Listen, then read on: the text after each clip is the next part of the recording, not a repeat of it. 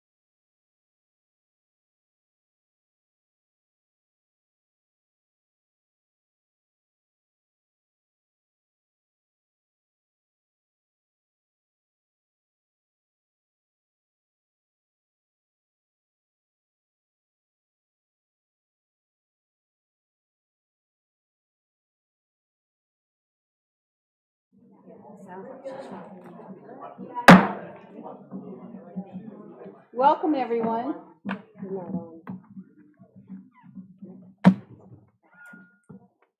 Okay, welcome, everyone. I'd like to call back to order the regular meeting of the Hollister School District.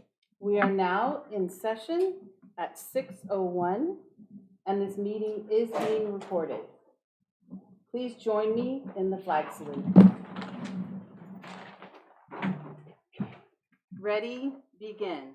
I pledge allegiance to the flag of the United States of America and to the republic for which it stands, one nation, under God, indivisible, with liberty and justice for all.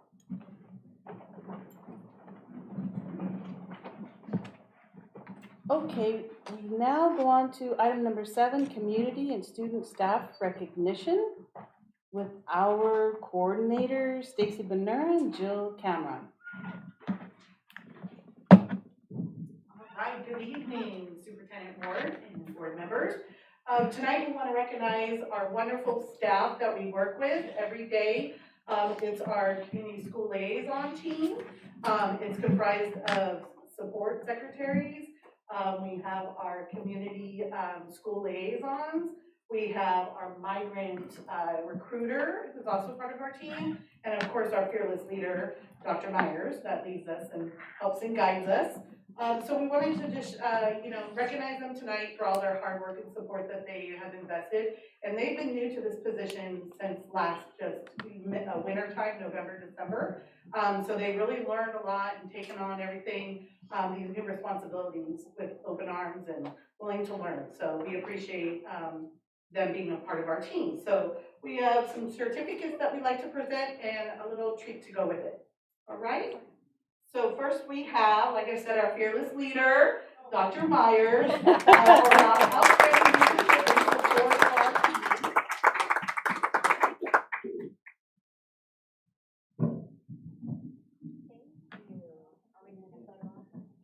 Yeah, does the board want to come down and shake hands? Yeah.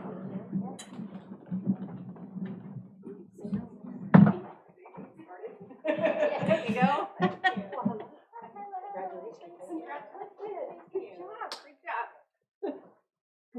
Thank you. Thank you. Next we have Anna. She is our liaison at Mays. I don't think she's here. Next we have Eduardo. He's at Sunny Slope.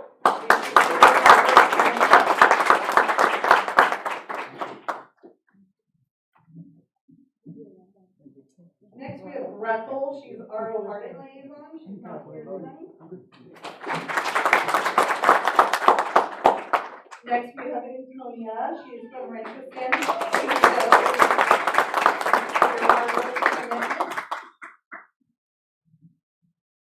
Next we have Elena. She is from AAA Calaveras, our liaison there.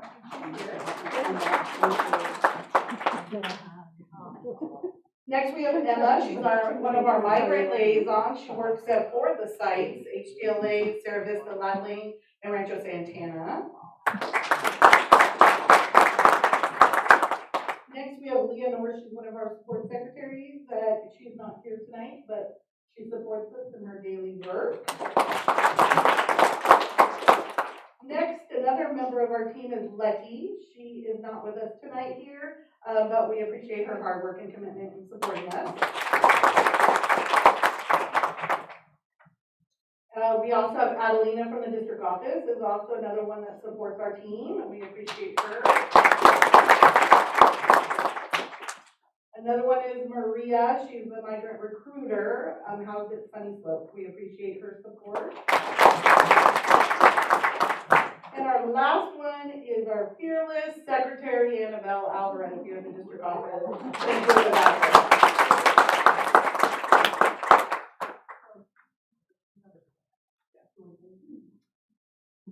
I'm up here with Stacy because I just really want to acknowledge our team, and it's just been delightful to jump in here in July and work with this team and build their capacity and just figure out what they need for support to grow our program. So I just really appreciate them, and thank you for Antonia and Eduardo for being here tonight, and we'll make sure we touch base with the rest of our team tomorrow and give them their There's certificates in their little apples. All right.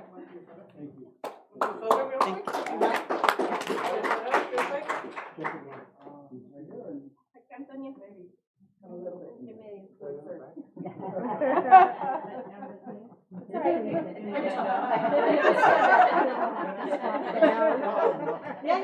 Are you ready? Okay. 1, 2. Awesome. Thank you. Thank Thank you. you. Thank you.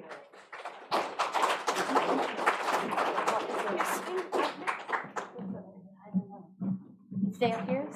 No? We'll be coming This back one down. over. Okay. Not yet. Oh. Sorry.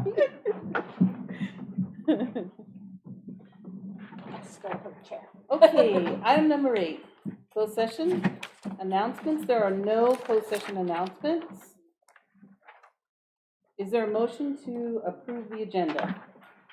I'll make a motion that we approve the agenda. I'll second.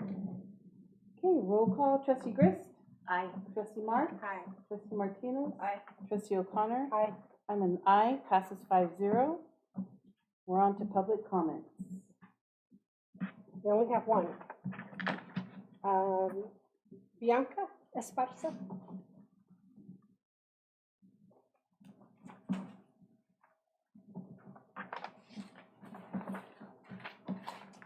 Just want to say good evening to all of you guys. I'm going to be reading off of my phone. My name is Bianca Esparza, and I'm here as a concerned parent to address the urgent situation in my son's first grade classroom. The environment being provided is far from conducive to learning and personal growth. There has been multiple incidents where a student is urinating in the classroom, creating chaos, throwing objects, hurting the teacher and other students, and using language that no child should be exposed to. This kind of behavior is not just disruptive, but also harmful. First, I am requesting a deep clean of the classroom. The current conditions are unsanitary and unsafe for all students. We owe it to these children to provide them with a clean and healthy learning environment. I also am requesting that all items that have been destroyed by this child to be replaced. Second, I am asking that the education minute loss due to this disruption be returned to all students. Every child in the classroom deserves to learn in a setting that fosters focus, respect, academic progress. The time lost must be compensated as it's impacting their free education and development. Finally, the child who is struggling with these behaviors needs proper attention both in terms of health care and mental health support. At the same time, we cannot ignore the impact this has had on the other students. The whole class should receive mental health resources to process what they've experienced and regain their sense of safety and stability. I urge the board to take immediate action, not only at Calaveras School, but also Sunny Slope, because I've been told that Sunny Slope is also experiencing the same thing, and the kids are being impacted. In other words, our children do deserve better than what we're giving right now. And thank you for your time. That's it. Okay, thank you. And we're on to item 11, Superintendent's Report with Interim Superintendent Ward.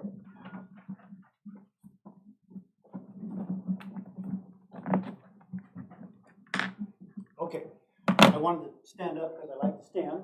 And the first part of my report is the same as it is every night, every board meeting. We have our enrollment, and I know that we have all of our principals in the house tonight, and they can all attest that our enrollment is going up.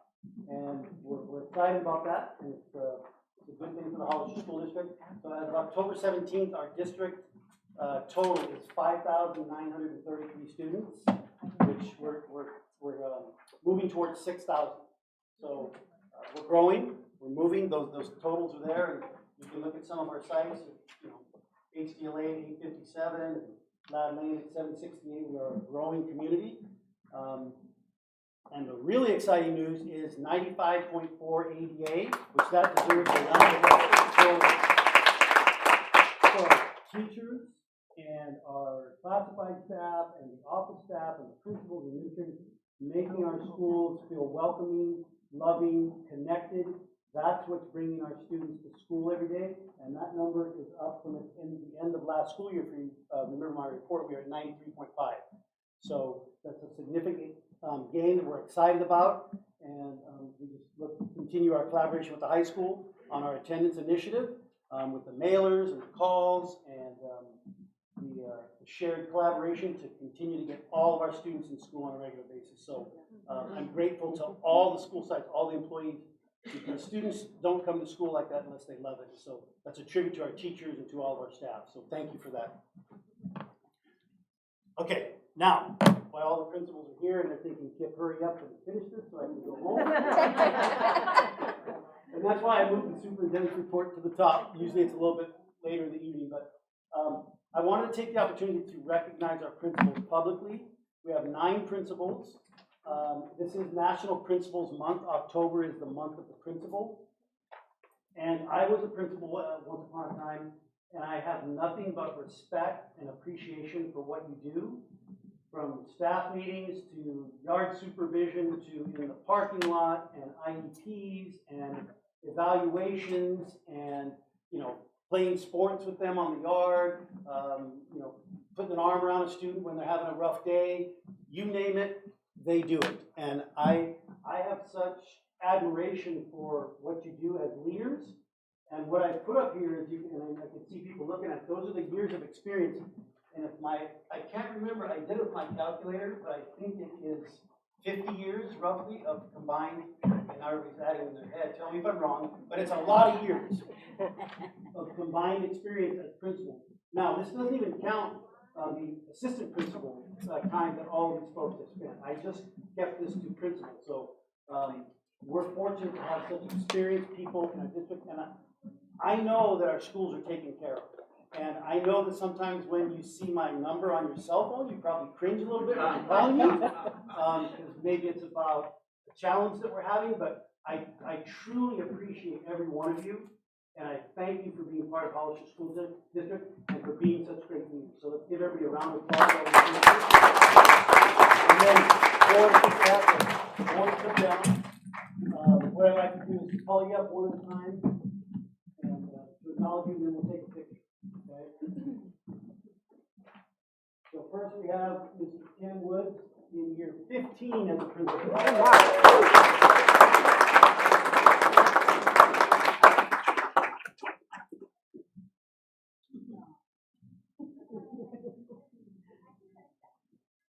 Yep. Shake hands. Okay. Sorry, my hands are sweaty. I apologize for the wet hand. I'm just going to do this. Okay, here. Yeah, okay. Tammy Ortiz in year 3 as a principal.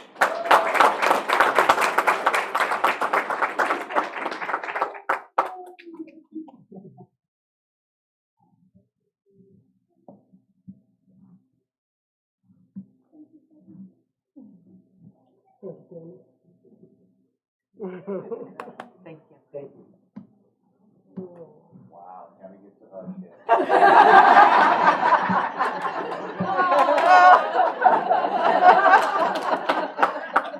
You said sweaty hands.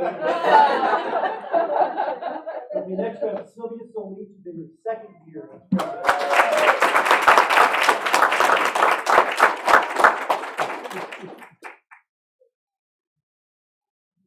A long walk up here, isn't it? Thank you. How many miles a day do you walk on campus?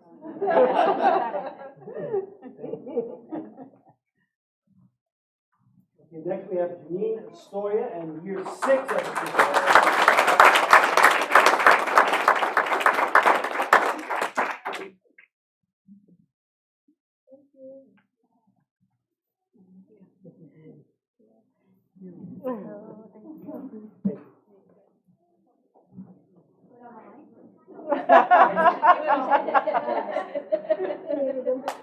Next we have, now Prima was an AP for a long time, but this is Prima's first year as a principal.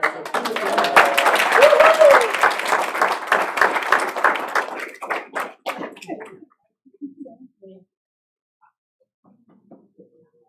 Thank you for that. Thank you. All right, next we have Deborah Armstrong in year 2.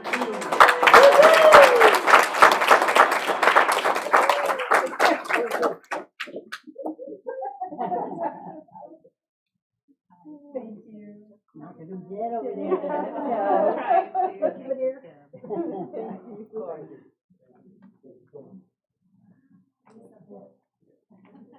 And now we have Anissa Design in year 4.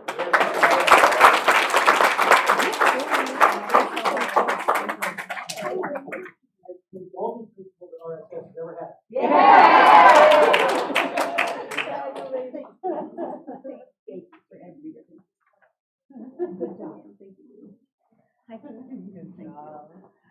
Thank you.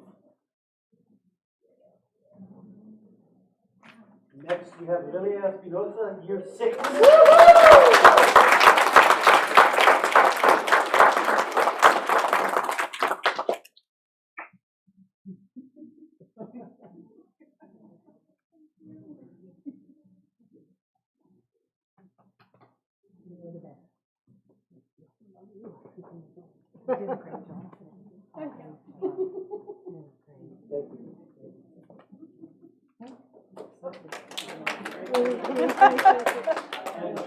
And last but never least, year 11.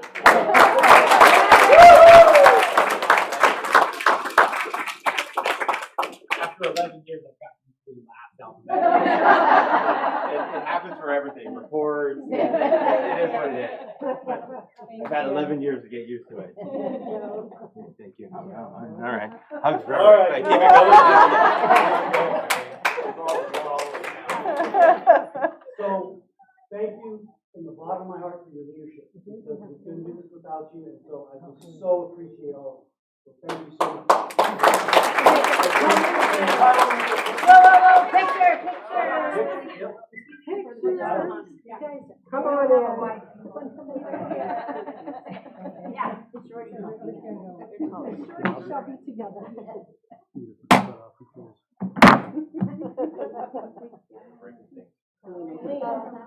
Over there, sorry. Thank you again. Thank you so much.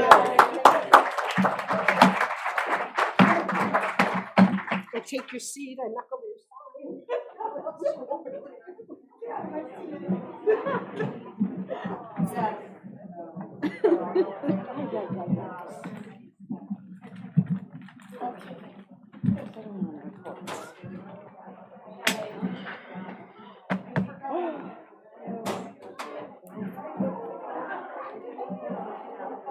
Okay, we are now on to item number 12, reports. A special education program report with Dr. Gabriel Gutierrez.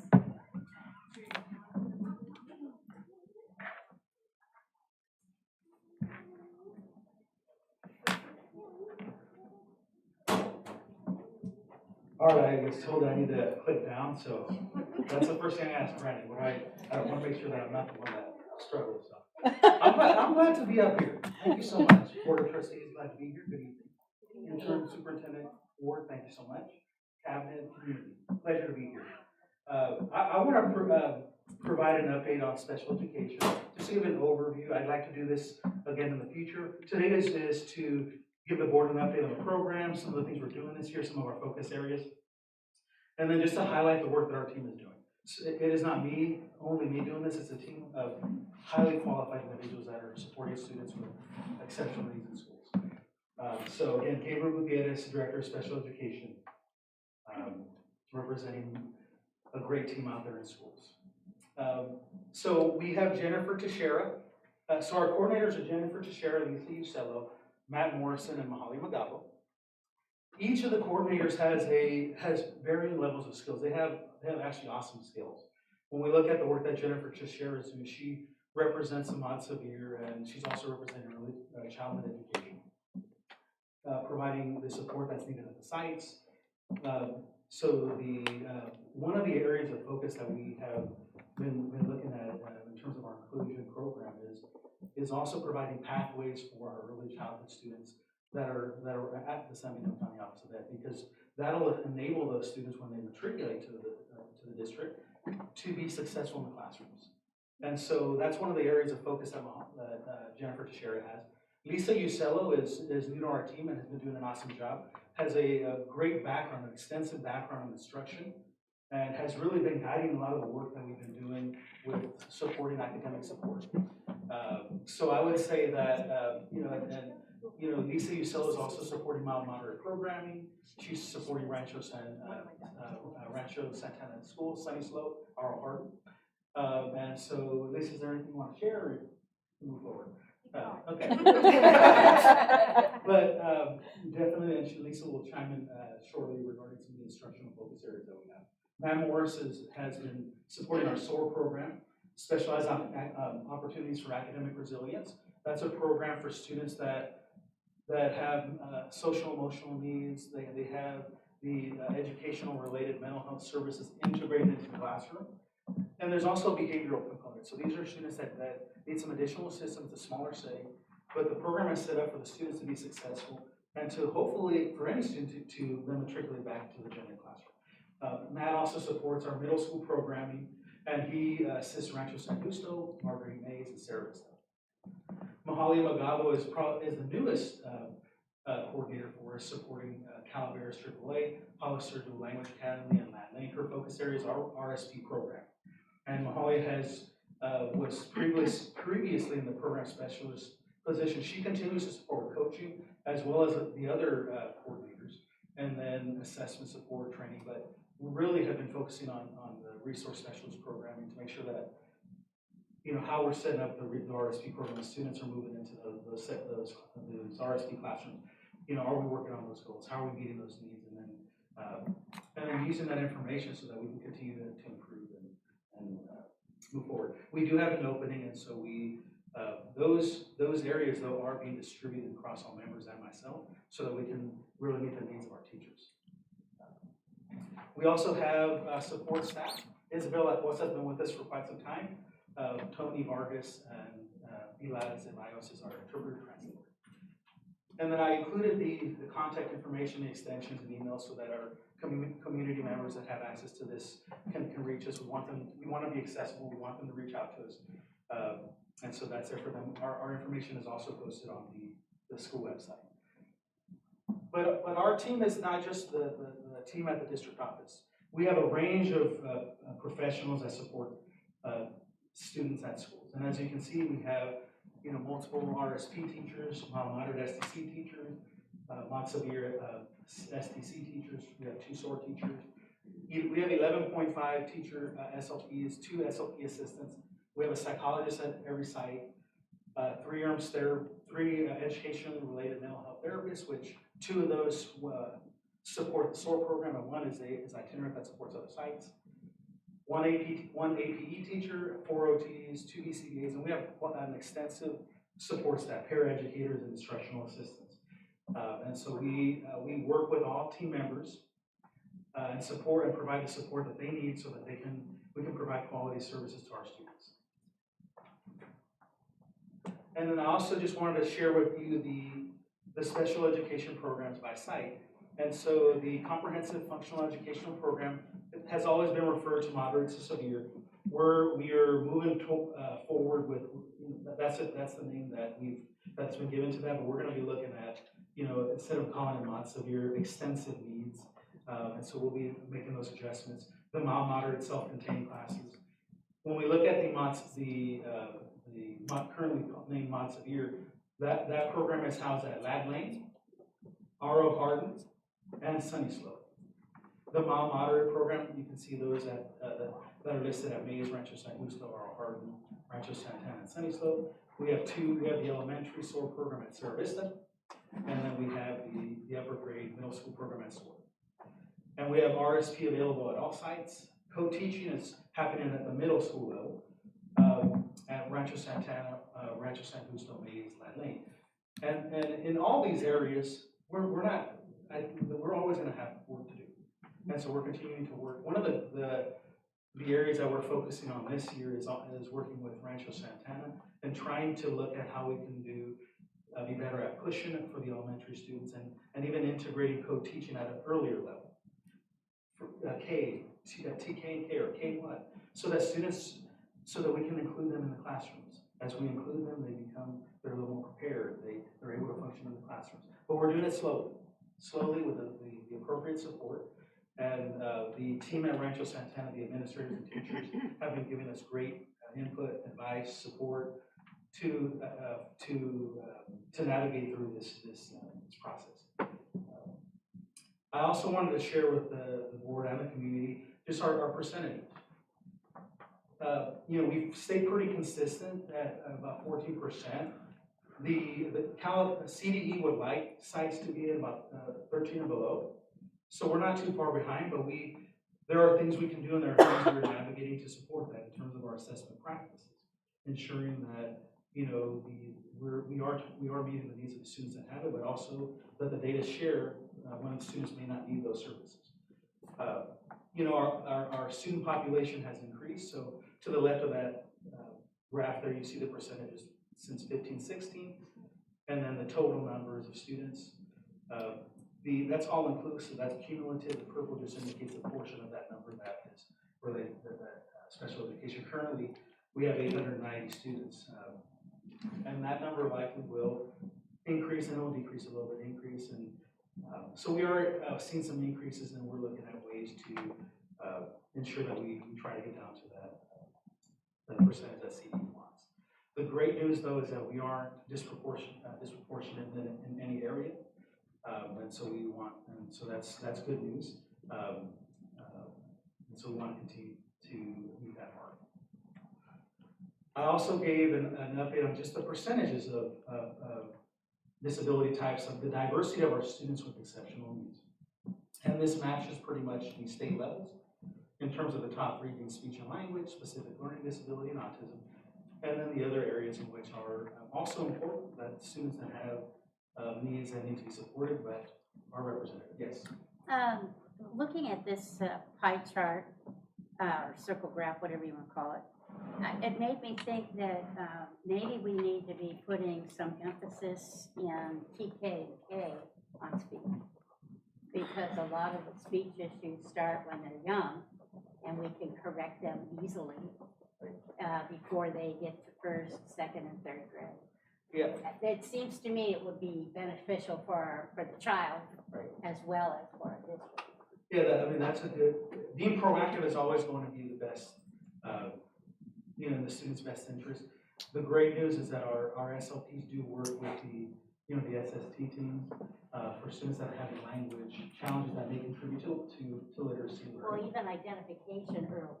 If we got early identification on the TK and K, and then they can get the help they need, we might not be looking at this as a long-term problem. Right. Yeah, I think we part of what we're trying to do in examining these data are looking at. They do come down to our assessment practices.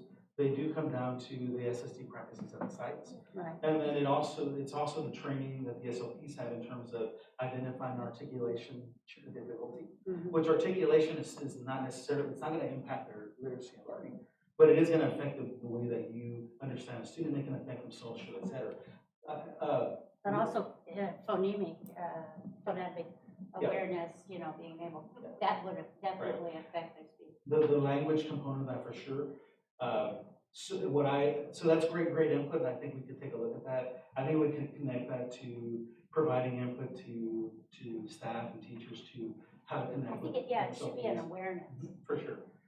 Thanks for that input. And the reason, so I show those numbers not because I want to, there's work that we need to do. We have a percentage of students that have needs across the state. We have many students with and then Hollister School District is not different. Our goal, our mission is to provide leadership to our teams and our teachers and staff, communicate with parents. The mission that we have is through the use of powerful instruction and engaging in inclusive environments, we will educate students to achieve their unique success. We want them to reach their unique success. Every student is different, and we can get them to that level of need and push them forward. That's the work that our team and I is committed to do. And I think that some of the plans that we put in place this year are going to assist with that. And as we move forward, will enable us to figure out the areas in which we need to continue to improve upon. So brief briefly, some of the goals that we shared with our teams were, the big three: academic achievement, strengthening academic achievement, and expand opportunities. Expand the opportunities for students to have perhaps the courses that they may not have had. We've heard from parents about these sorts of things, and we're taking that into account in these plans. Strengthening inclusive practices, because not only is CDE asking us to ensure that we have students included in the learning environment, but parents are also asking that of us, and students would benefit from that. So it's really doing it in a way that is beneficial, supportive, that our team, Gen Ed and SPED, are working together so that it can be done in a way that's fruitful for our organization, our students. And then, of course, compliance is a big part of what we do, because CDE is often looking at our data, is looking at our IEPs. The way that I like to look at compliance is it's not about notifying folks that you're not compliant, your IEPs are not compliant. It's about training folks for quality. Are our IEPs quality? When we have those meetings, are we developing trusting relationships? And when we do that, parents will communicate with us. They'll share. So quality means meeting timelines. Quality means having effective instructional practice. Quality means having quality IEPs that everyone understands, and quality assessment reports that are at a level that parents can understand. They can take that data and understand those recommendations. So we're working on that, and quality will get us to compliance. And we make it a big deal in our meetings to discuss quality. And so these are some of the focus areas. But we can't get to this work alone. We have to put things in motion. And some of this work is related to the work that we're doing as a team, but it's also the collaboration between ed services and special education as part of an ongoing goals that the board has had for the district, but also our interest in connecting sort of the dots for every student. Because if we all think about it, every student is Hollister School District. Parents don't think about that their students are just solely special education. They don't think they're solely general education. They're students of the district. So in order for us to meet their needs, we work together so that we can build programs to meet those needs. Considering then the areas that the IEP indicates that we can also provide them for. But we've been planning for progress, and shortly I'll have Lisa kind of sort of chime in, because she and the other coordinators have really put in some work and time into the efforts for these planning guides that we've set up for elementary RSP, the mild moderate STC classrooms, through the SOAR classrooms. And so we just give a glimpse there. We didn't put every plan here because they're quite extensive and they have indicators. But on the next slide, we'll show you that what some of the themes are. Lisa, do you want to kind of chime in here and give an overview on this area? Sure. So what we did with each area is we had phases. We created phases for each area. So if you're looking up at the screen, there's phase 1, 2, 3, and 4. And so what we did was we set expectations for each phase in each classroom. And we had set some dates to the phases, but then we realized not everyone reaches that phase at the end of the first trimester or whatever. So we want to look at it by teacher and by need. And so the only way that we're going to know how they're moving on to the next phase is to do some instructional rounds in the classroom and check out what's going on and work with the teachers. So if they're struggling with behavior, what can we do? What tools can we give them to get their class in order? Because if you don't have the behavior under control, you really can't teach. And so once they get through, the phase of the behavior, then we can move on to the next one. Are there workstations in place? What types of things do they need in their workstations? And moving on from environment, because you need to have that environment in place first. Moving on to curriculum and how rigorous is the curriculum? Are we meeting the needs of all of the students with curriculum? And then of course, compliance is a piece, making sure that we are adhering to the IEPs and making sure that we are writing good goals on their IEPs and then working on those goals in the classroom. So it's just continuously working to improve each and every classroom. And for mild mod, which is my area, I just want to make sure that the teachers are very aware of the Common Core standards, because those students can learn these standards. And so just through awareness, integrating those standards into everyday practices in the classroom. And there are hiccups along the way, so we have to back up and move forward again, and it takes time, but through time, we will turn these classrooms around. And along with those Common Core standards, we also have the connector standards for the students with extensive needs. You know, how do we modify or look at those standards so that we can reach students, and while they're also learning about life skills and functional skills. So this is designed to support us as we provide leadership to the teams, and then along with this, when we're doing these instructional rounds, they're really meant to. They're not evaluative, judgmental, punitive. They're for support. They're collaborative, and they're fun. It also enables us to be present where our teams are, so that they see us, and that the more we're out there, the more confidence with conversation, collaboration. But we really want to focus on supporting high quality teaching and learning. The more that we do that, the more that we strengthen our teams, the more that we provide the skills to our students, the more likely we're going to be able to reach our inclusive goals, our goals of inclusion. And I, you know, like Lisa said, we do hit areas when things may not be going our way, but it doesn't mean that we give up. It means that we can take that information and we adjust it. We have a plan, just like we've been learning differentiated assistance and at the admin meetings that services leads is, you know, on improvement science. You know, how are we integrating that to reach our goals? You know, we're planning, we're doing, but we recognize when we're studying and we're analyzing, we recognize that maybe our goals are too a little bit ambitious. Let's take a step back, so that because we want our teams to be able to do this in a way that is feasible, usable, and that we're able to move it forward. And then finally, it's just continuous improvement, and we are committed, you know, to meeting the needs of all of our the diversity of students. And you know, I'm proud of the work that we've done. There's work that needs to continue to be done. We have you know, the principals were up here a few minutes ago, and they're as partners, they're very supportive, and they give us their feedback. We have conversations, and so I think working together, we are going to be able to meet those targets and continue to see growth in our students. I think that's all I have. But other than that, do you have any questions? Well, first off, I appreciate the time and effort that Dr. Gutierrez and his team in putting together this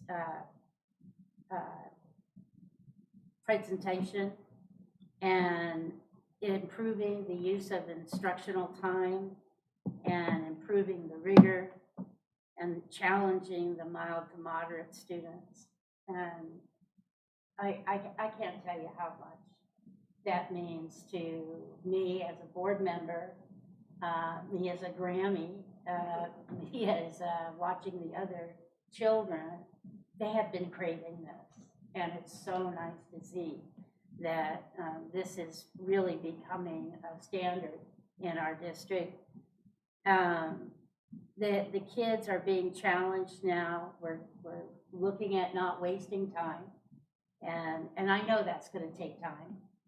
You know, the Friday afternoon comic cartoons still have to go, but we'll get there.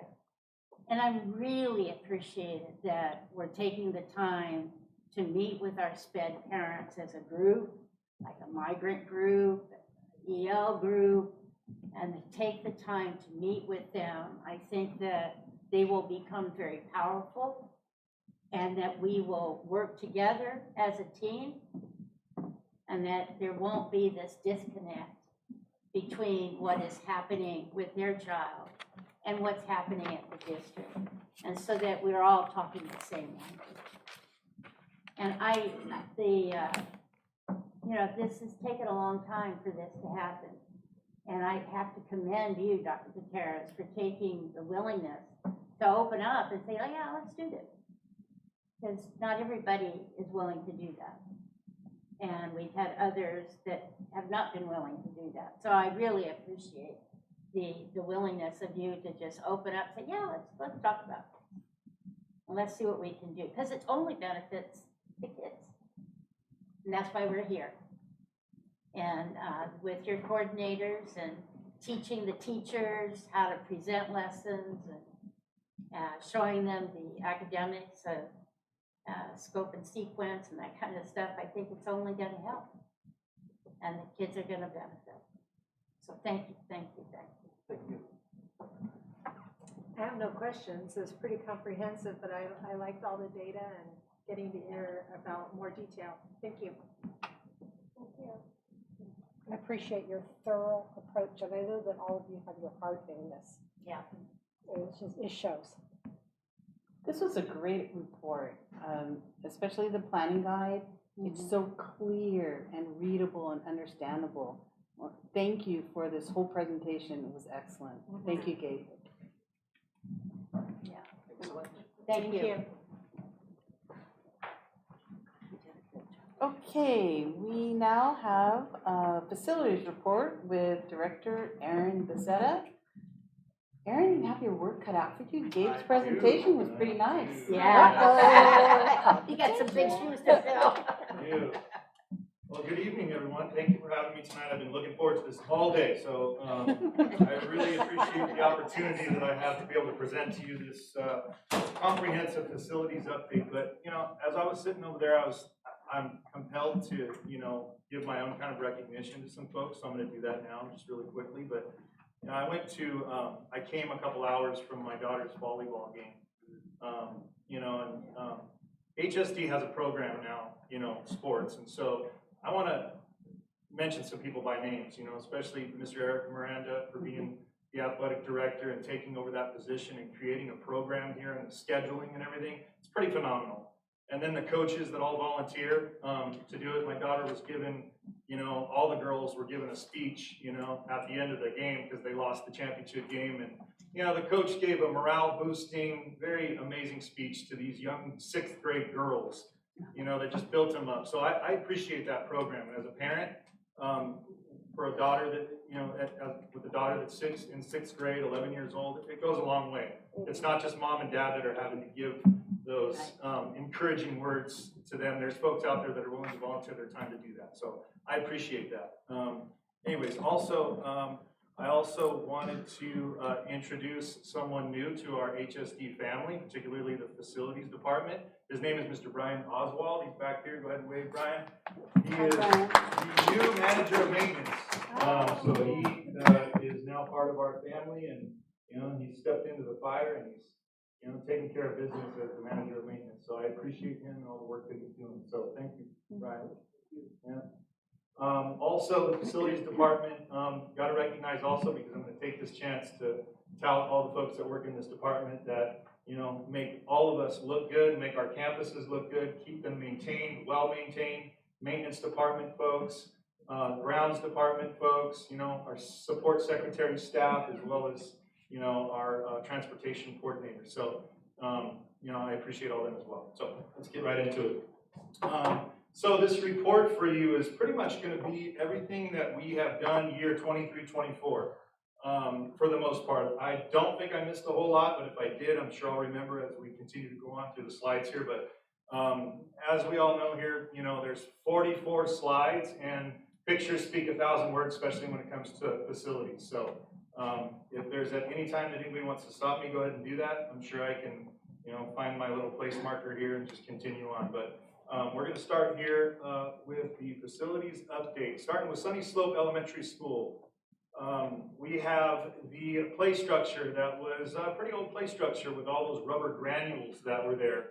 As we all know, we replaced 2 of those actual areas of the pour-in-place rubber material and 1 play structure here. Some of the specifics on that play structure, this actual play structure had 7 components, and we added a play structure that now has 12 components. So our kids were able to, get onto a play structure that has more variety for them, which is pretty cool. So we removed all those rubber granules and put the pour-in-place material, and that place just looks phenomenal. I know the custodial staff is very pleased that they don't have to sweep up, blow up, clean up, and I know our educational partners are very happy with the fact that kids aren't bringing stuff in their pockets into their classrooms. Parents aren't having to find kids bringing that stuff home with them as well, because that was happening quite a bit. So we did that at Sunny Slope. Here's the new play structure that we added.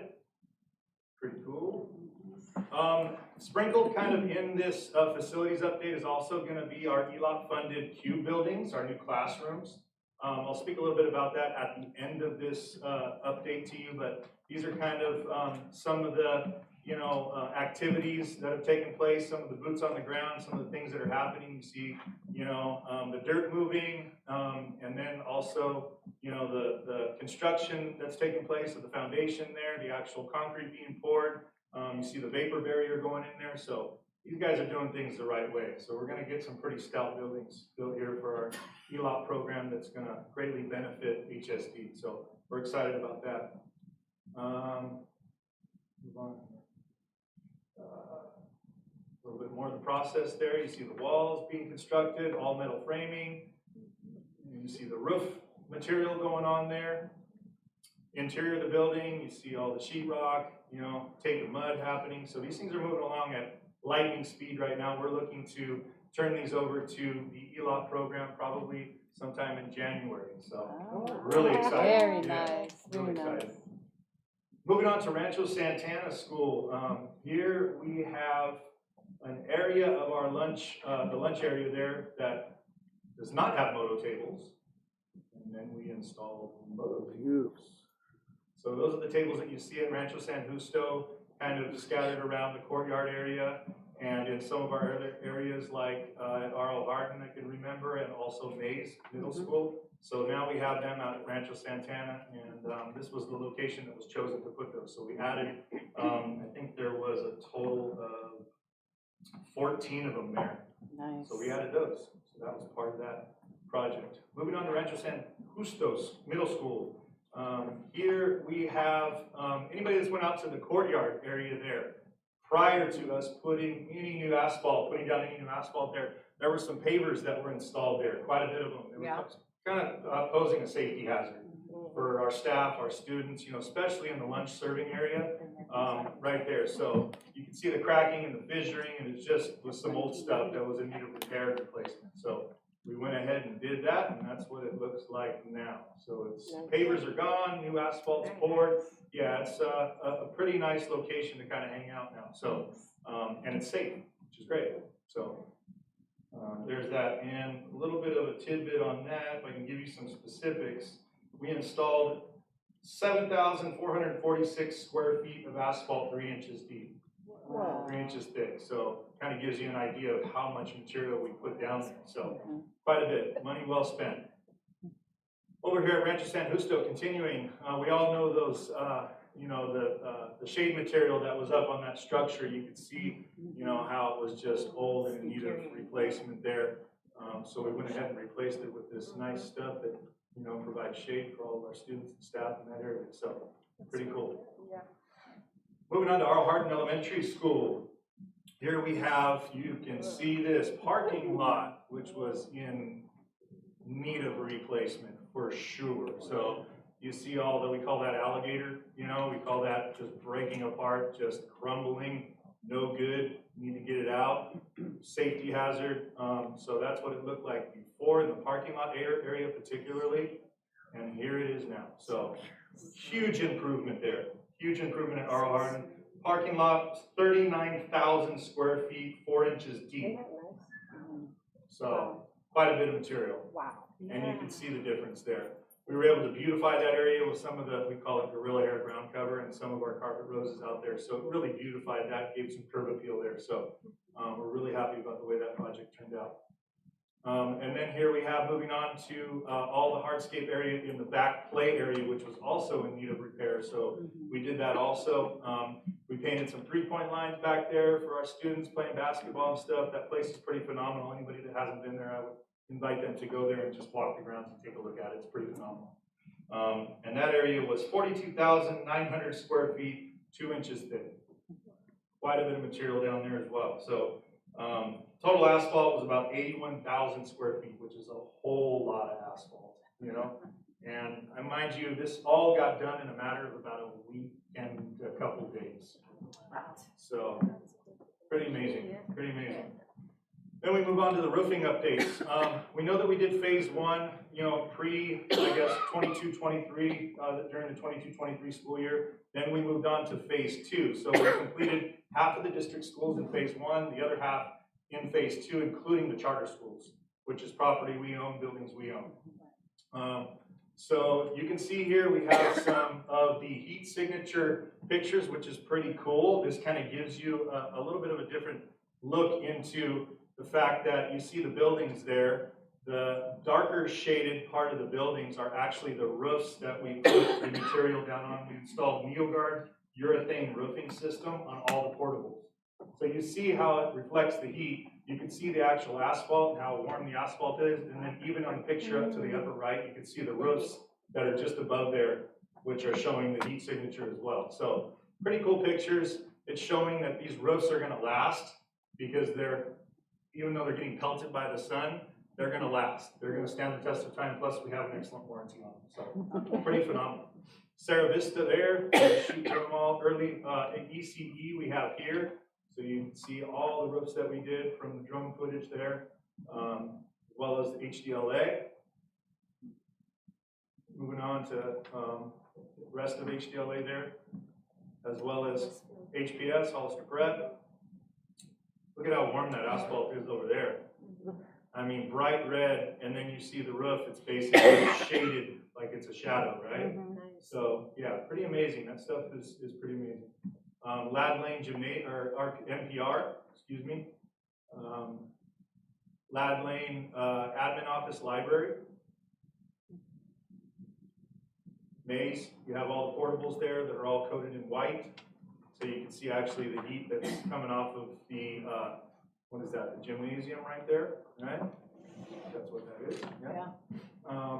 Rancho San Justo, we also did the gymnasium there. Look how dark that is. Wow. Yeah. Then we move on to our ELOP buildings. These are called the cubes. So we're starting at Calaveras Elementary.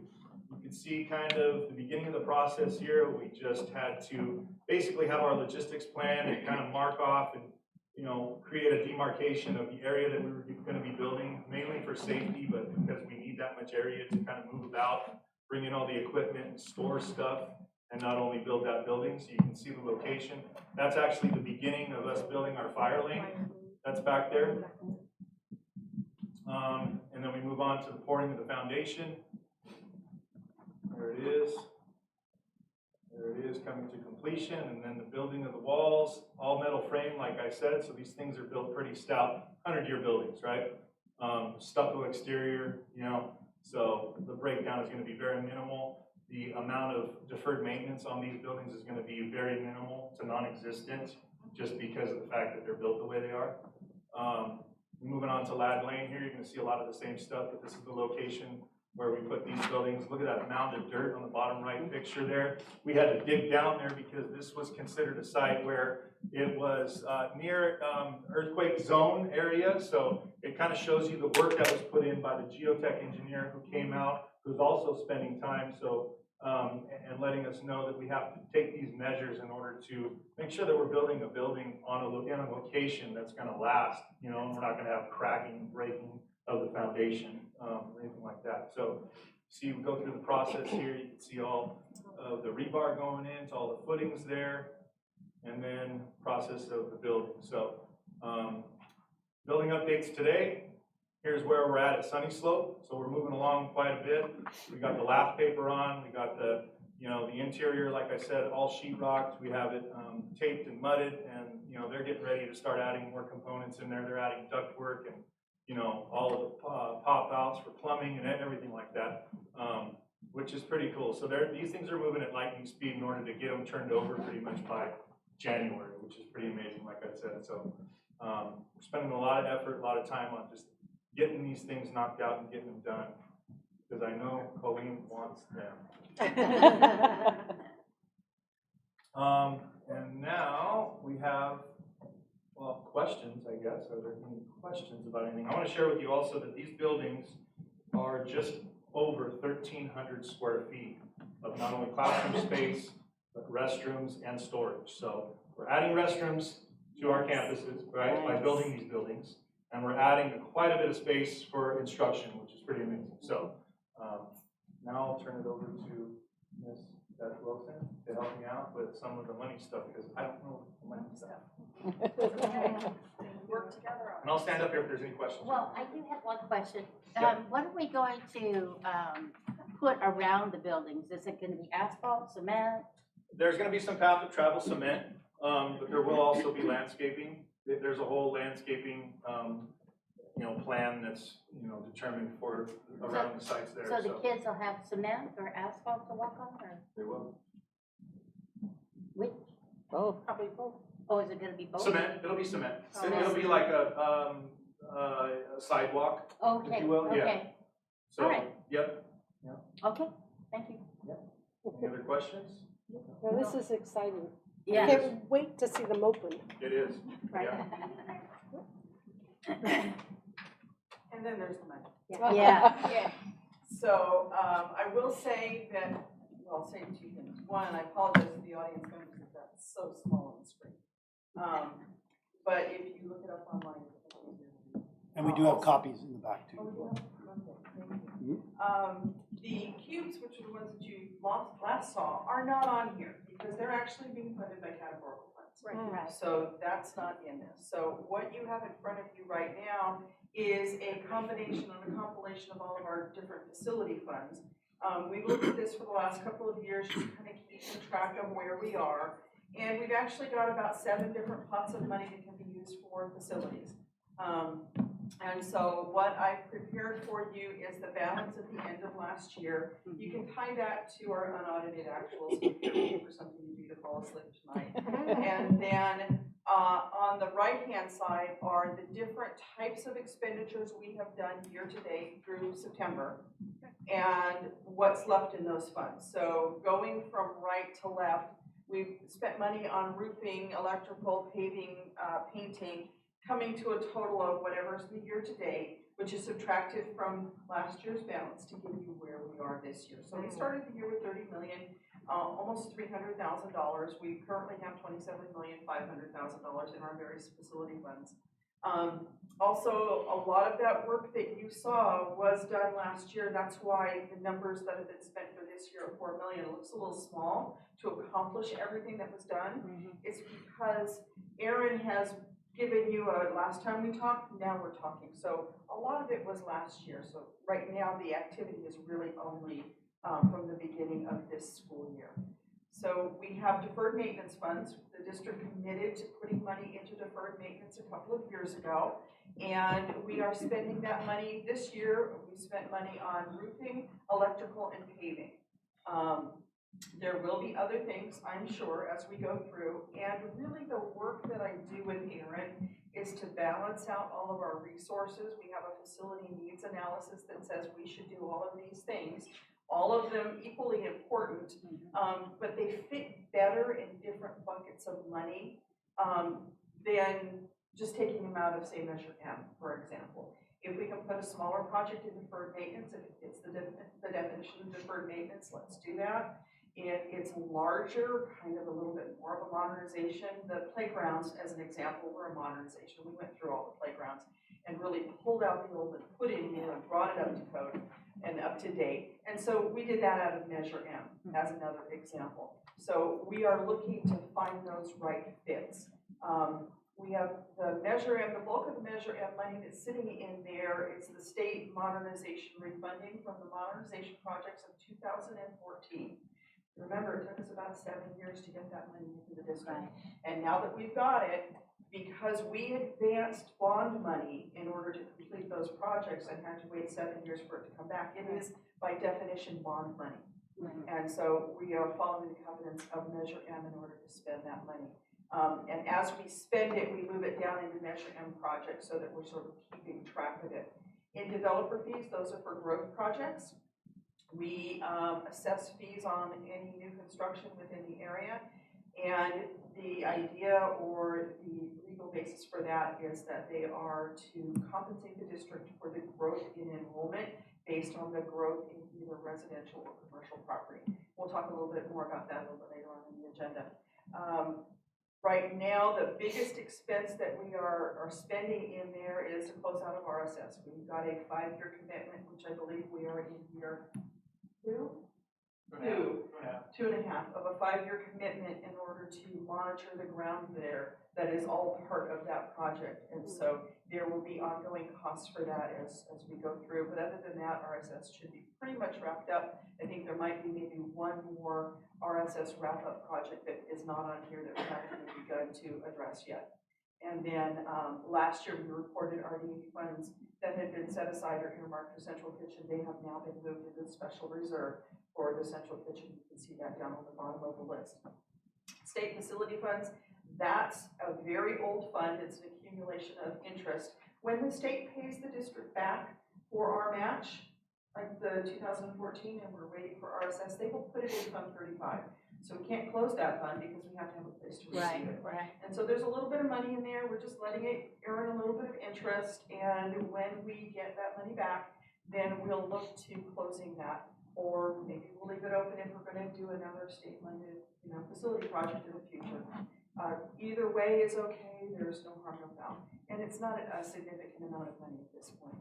And then, of course, we have our special reserve for capital outlay, which has 2 large components in it. The first one is the city facility agreement, and then the second is the central kitchen RDA fund. So our RDA funds will now be going into Fund 40 as opposed to 25.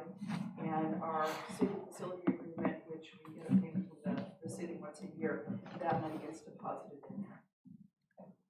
I have a couple questions. Yes, ma'am. Okay. We need some new, some of our bathrooms need to be fixed up in our schools. So would that be under, Measure M or is it going to be under developer fee? It would not be under developer fees because developer fees really are meant to address growth. And if bathrooms need to be updated, that's not a growth issue, that's more of a modernization issue. Well, if the school is growing in population? No? Yeah, but you're not adding bathrooms, you're updating bathrooms. Okay, So that would be under then our, Measure M? it could be under Measure M or deferred maintenance. And when that project comes to the top of the list, then what would happen is Mr. Bezzetta and I would sit down and we'd say, okay, well, how large is that project? Well, since it is small, deferred maintenance makes sense because we don't want to gut it because there's always some kind of a maintenance project that needs to be done. Well, some of our bathrooms are in pretty bad shape, and as a parent, I think we want our kids to have decent bathrooms. Okay. Some of them are in really bad.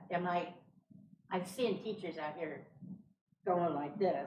Get your paintbrush, Bev. Yes, ma'am. It needs more than a paintbrush. We've got some. So how do we, I know the facilities committee, are they gonna meet again on this next thing so that we can get this going? I mean, I don't know the process. What happens now? that's what we have done in the past. That's what we did last year. We came up with the list. Tag again. I was gonna say all this after you finished, I because know. we came to your slide, so I What's wanted the to be next thing? respectful, That's yeah. okay. So, upcoming projects, There you go. upcoming projects. Jan's So, always jumping the gun. Yes. I know. Bathrooms are summer of 25, Okay, starting in Calaveras. okay. So, We need students to be gone. yeah. Well, yeah, I understand. And our goal is to have a district standard moving forward for all district bathrooms at all campuses. Okay, So- so have we rated like first, second, third? I mean, we have a priority list? We're starting at Calaveras. Okay, Yeah, and, I think after talking with the contractor and seeing what the best movement is gonna be in terms of where we need to go next, depending on the condition of the bathrooms, that's yet to be determined, but we're starting at Calaveras. does KYA have like a form, already a pre-plan, how they do the bathroom so that we could save some time? I think we're jumping Okay, I just ahead asked a you little a bit. We build that. You know me, I throughout- have to yeah. ask this question. Throughout the process, that's something that's determined as we Right, start that okay. discussion, yeah, and then we come to, a place where I can share with you exactly Okay. what we're doing and how we came to that determination. But yeah, Okay. so I'm gonna share real quick if I can, just what some of the Yeah, upcoming yeah. projects are, just so everybody knows here, so. Right, Some of the upcoming projects for, of course, the holidays, because we do want to do things when there's less people around, because it's just more beneficial, and it's more safe, right, and it's a little bit quicker to get those things done. So some of those projects, in some particular order, is going to be during the holiday, probably this first holiday coming up, Thanksgiving holiday, is going to be service to hardscape. We're going to add some play structure component there, and we're going to replace the pour in place. Okay. So quite a big project. It's something that's necessary, something that's already been board approved, so we want to move on that before the end of the year. So that's our intention there. We also have Sunny Slope Push Lever Gate, which was also board approved, that we're going to do probably during the Christmas holiday. We're thinking we're trying to spread them out so that it makes most sense for us to do things to get them all done before students return back to school. So like that's a safety issue. Where does that come out? Where does, I'm The sorry, push. Push Lever Gate? Yeah, this is where- on the vintage side of the campus. I know, but where does safety? Are you don't talking have about safety? the financial bucket? Yeah, the financial Oh, bucket. you're Where talking does that come out? We haven't talked about that one yet. We don't have necessarily a safety bucket Oh, this would come out of. okay. Sometimes we do things at school sites because they're just necessary or Right, we yeah, of identify course. a need. As an example, playgrounds, while there was some safety concerns, it wasn't just a playground bucket, safety bucket. It was a, we need to address the needs of the Right, right. of the playgrounds. And so, and But we're, gates are. we're weaving here, we're blending here. But we would sit and we would talk about what's the size of the project? Smaller projects fit into deferred maintenance if it is extending the life of what we've got. Larger projects fall under Measure M as a modernization type of a component. Okay. You're on. Yeah. Upcoming projects also. Maze. So if you go to Maze, and anybody, I encourage anybody to go, and I like pointing out things that are in need of repair. I don't mind pointing those things out, but if you go to Maze and you look at the admin building right when you enter, Oh, in, yeah. you'll see the beams there that are pretty dilapidated and need a It's replacement. called So, termites. yeah, we're going to replace those beams here during one of our holiday breaks, which is going to be great. Over at Arl Hardin, we have a slide, and over at Glad Lane, we have a slide to replace. And then summer of 25 projects, we have PIP replacements, which is our playground material. We've had an uptick in vandalism and some of the things that have taken place since we've poured that material down on the grounds in our playgrounds particularly. So the contractor that we're connected to has been ever so gracious to come out and to help the district out and do that for us. So they're going to do that as well as bathrooms starting at Calaveras. And there will be a district standard moving forward when it comes to bathrooms, meaning any kind of finishes in the bathrooms, partitions, toilets, sinks, any of that kind of stuff. So our intention is to make new what is very old by replacing. So that's our goal. So we'll have a standard that we use. We will. And that is a report that is yet to be given to the board. Yes. So are there any Appreciate other that. questions on the money? Thank you. Okay. Thank you very Thank you much. both. Great report, guys. Okay, our next report is Community Schools by Stacy Benura. All right, I'm back. All right, so tonight I'm just going to go over community schools here in Hollister School District. I will cover like what is a community school, who are our community schools, our school community liaisons, and talk a little bit about an upcoming event, which we're calling Hollister Halftime Community Connections. So the first thing is, what does a community school look like? So a community school is use of like the whole child, right? The approach. So we look at the academics, the health, the wellness, the social services, the community development, and of course the community engagement. So you can see in the graphic, it talks about the academic support, which we have within our school day, as well as before and after school at our some of our sites, as well as intervention classes going on, and some other supplemental programs after school like EL Achieve and the Migrant Academy. Then the college and career readiness, we have our CTE classes and AVID classes that go on at the middle school. We have family support, that's our liaisons, our counselors, our mental health therapists. We have some outside providers like Community Solutions and our public health. Our youth development and enrichment is more again with bringing the extra services with the after school program, the ELOP, with our providers with Portia, and what we had with Lyft, our culinary class.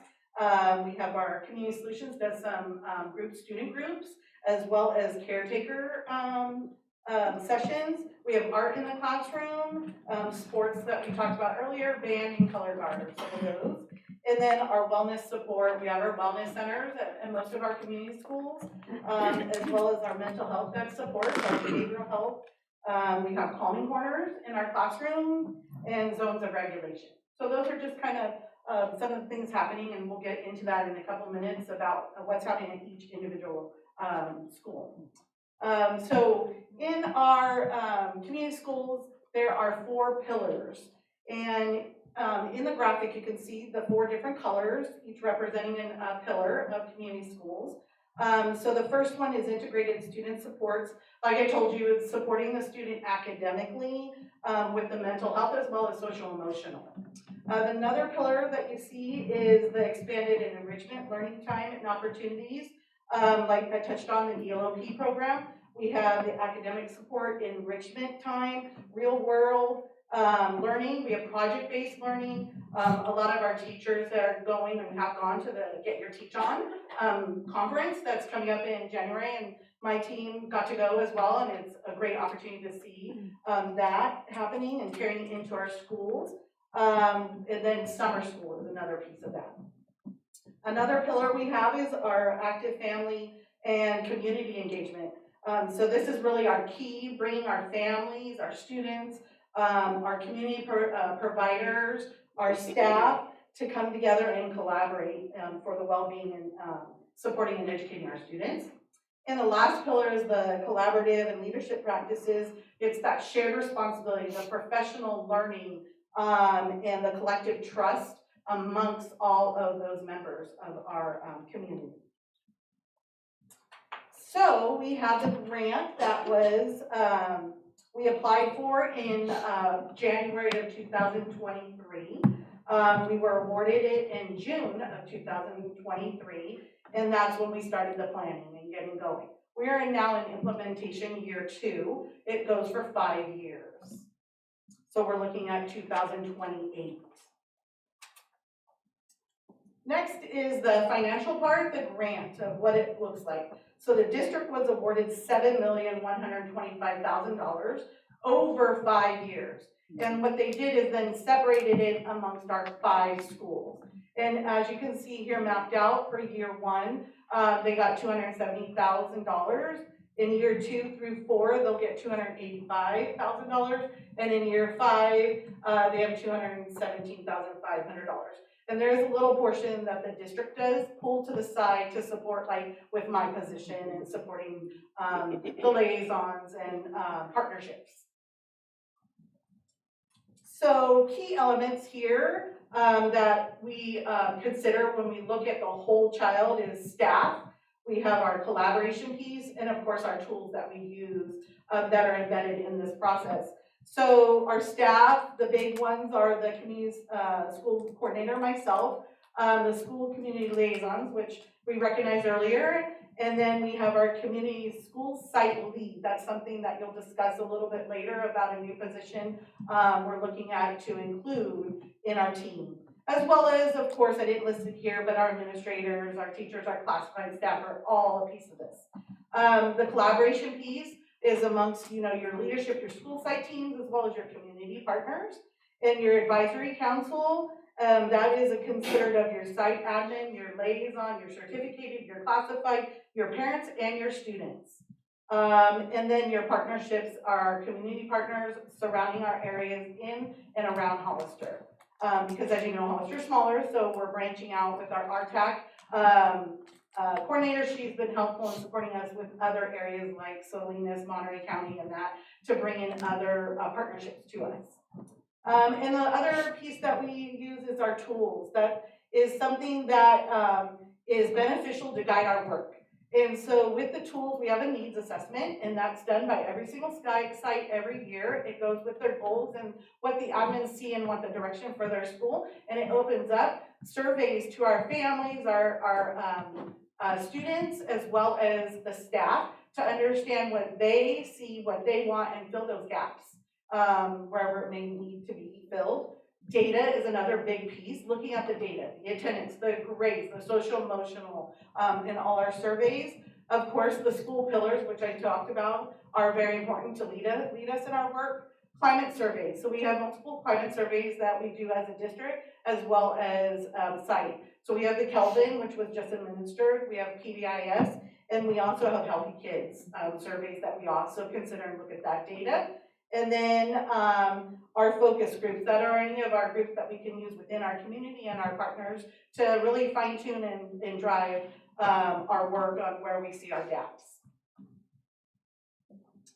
So at the site level, these are some of the things that you will see happening and in motion. Like I spoke about is the advisory council and all the members, that is meetings that happen on site with the committee. We have our asset mapping. Asset mapping is what are our resources surrounding our schools and what can we dive into and help and reach out to for support. We have our needs assessment, which I talked about as a survey for our families, our teachers, our classified staff, as well as our students. Our partnerships, continuing to develop those partnerships, and then continue to monitor, right, that data and where are we going and is there something that we need to adapt or change along the way. And then, of course, the ongoing engagement that continues over the course of 5 years, but also the key to this community schools is sustainability. How, after the money is gone, how are we sustaining it and moving on? That's why it's important to have all this structure in place. So who are the 5 schools? Well, we have Calaveras, we have Mays, we have Rancho San Justo, we have Aro Jardín, and we have Sunny Slope, our 5 community schools. So here's a little bit about our community schools and some of the pictures, the things that are in motion and happening. So Calaveras with Mr. Woods and Mr. Godoy, they do music and breakfast with their families in the morning.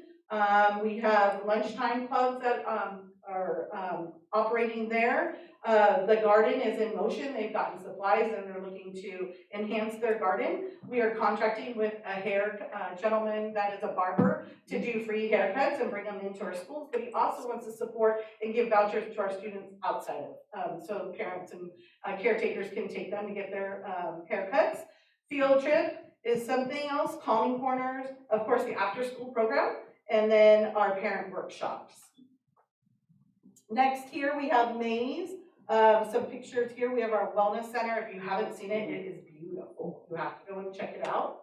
Our food pantry as well. Hawk's Nest, that's where all the donations for clothing and different supplies and that. They bring the ASB together to have the kids go in and shop before the holidays, and they wrap them up and get them back to the kids to give them to their family members. We have lunchtime activities, we have student recognition, we have a donation drive coming up for the holidays. We have the haircut. Barbara is also going to contract with him, with them there. PBIS is in motion, Avid's in motion. Garden, we're reaching out to local vendors to also support with that, and involve the after school program to also oversee it and maintain it. So building that connection between our partnerships, Youth Alliance there. We have our parent workshops and our after school program. At Rancho San Justo with Ms. Armstrong and Mr. Brantner, we have the Bronco Well, another beautiful place that is up and running. We have the food pantry, the clothing closet, lunchtime activities, PBIS, the CT classrooms. Mrs. Armstrong is really trying to get the culinary class up and running, as well as redoing and revamping the art room to make it more modernized. We have our evening mental health sessions. So we have some of our own mental health therapists that will contract and go in service and do sessions with families in the evenings. We have after school program, of course, there. We have parent workshops, and then we're slowly starting to introduce the dental and vision screenings, as well as fluoride treatment, and that at our school sites there. Aro Jardín with Mrs. Espinoza and Mrs. Vallejo. So they want to start what is called a Latino Family Literacy Project. They want to do that to bring our families together and bring reading. excitement to reading, and in the end, they build a scrapbook of all the pictures and the literacy components of all the books that they've read. So, and it carries over into the house, away from school. Dance class at lunchtime. We have intervention going on during the day, and in addition to the intervention classes that are happening on a regular basis. AVID is getting started. We had some of the teachers attend AVID there. Calming corners, the SEL groups are going on, after school program, parent workshops, and the vision and dental screening as well is at that site. And Sunny Slope with Mr. Rivas and Mrs. Hernandez. We have our family event, our first one coming up on Thursday for our fall festival is happening. We have the field trips, the PBIS rewards. They have the 5-star student up and going. It's really gaining momentum by the liaison, Eduardo, going into the classroom and talking with the kids and getting them excited about, their rewards and what they can earn and how they can earn them. The food pantry after school intervention session, so that's up and coming. He's hiring an intervention teacher to do intervention after school and have a focus on the need there. After school program and parent workshops as well. And then it is as well as the vision and dental screening coming. They're going to be doing some screenings on the kindergartners. I think it's next week. So those are our 5 schools and what's kind of happening there and where we're going with the direction of those schools. And now our 5 liaisons who is at each of our schools. We have Calaveras is Elena, Mays is Anna. We have Rancho San Justo is Antonia. We have Aro Hardin is Grethel, and Sunny Slope is Eduardo.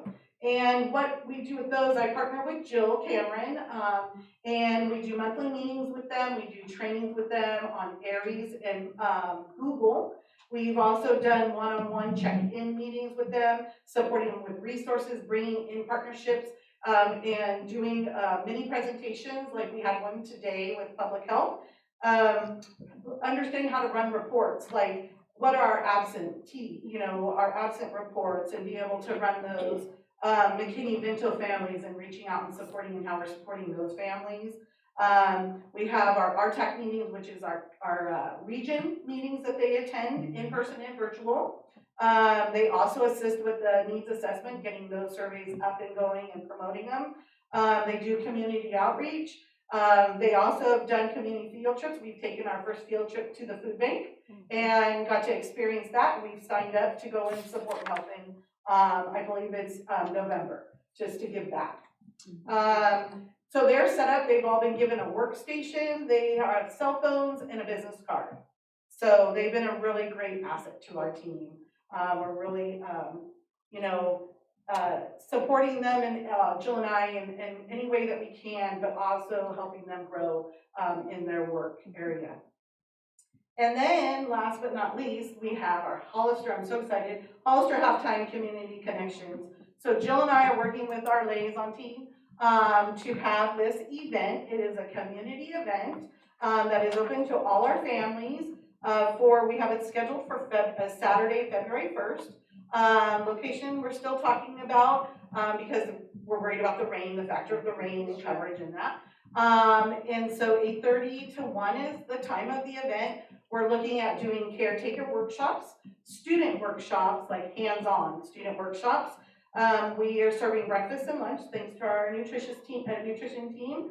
Childcare will be provided for our youngsters that will not be doing our student workshops. Raffles, the liaisons are hard at work getting our raffle donations and that together. Vendors, we have different organizations, and as well as our own PTOs coming to support and be there to advertise for their schools. Transportation, Noelia in transportation is willing to pick up families from their school sites and drive them to the location and then return them back. So we won't have to worry about, they won't have to worry about, getting in a car, who's coming with them. It'll all be there for them. And then in entertainment, we want to bring our band in. We want to bring in our color guard, cheerleaders from Hollister High School, and just get that excitement and momentum going. Being that it's halfway through the year, and just kind of, let's celebrate where we've come from and where we're going. and just bringing all our resources and connections together. So we are excited about this event that will be happening. So more information and details to come. But that is it. If you have any questions for me? You guys are busy. Really good. Yeah. Yeah. Exciting. I have a comment. I think that it's really, really nice to see everything coming together because we've been watching this process and it was all like slower in the beginning. And so now to see all the activities that are going on. And then I did have one question. Are these, the activities that you have by school site, are they restricted to the community that attends that school, or will there be any crossover? Because not everybody gets the barber, you know, kind of a thing. Right. So the barber actually is a pilot. We're trying this out for the first time. And so he's very willing to help and support, but I said, let's try the elementary and try middle school. So that because we have to think of, you know, kids are in school, when is the best time to pull them from class, transportation if they take the bus.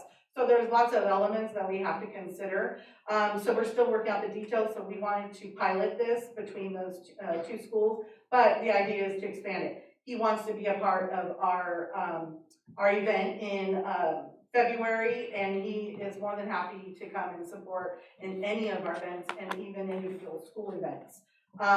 Answering your question as far as the community, I mean, yeah, it's starting within the community, but if, when I spoke about the mental health services, there are other mental health therapists from other sites that are coming to support Rancho San Justo.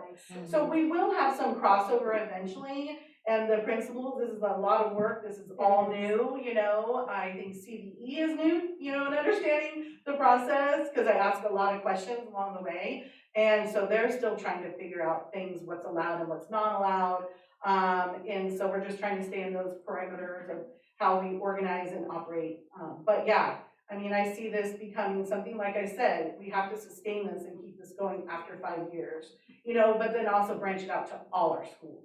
So this is just the start. It's great.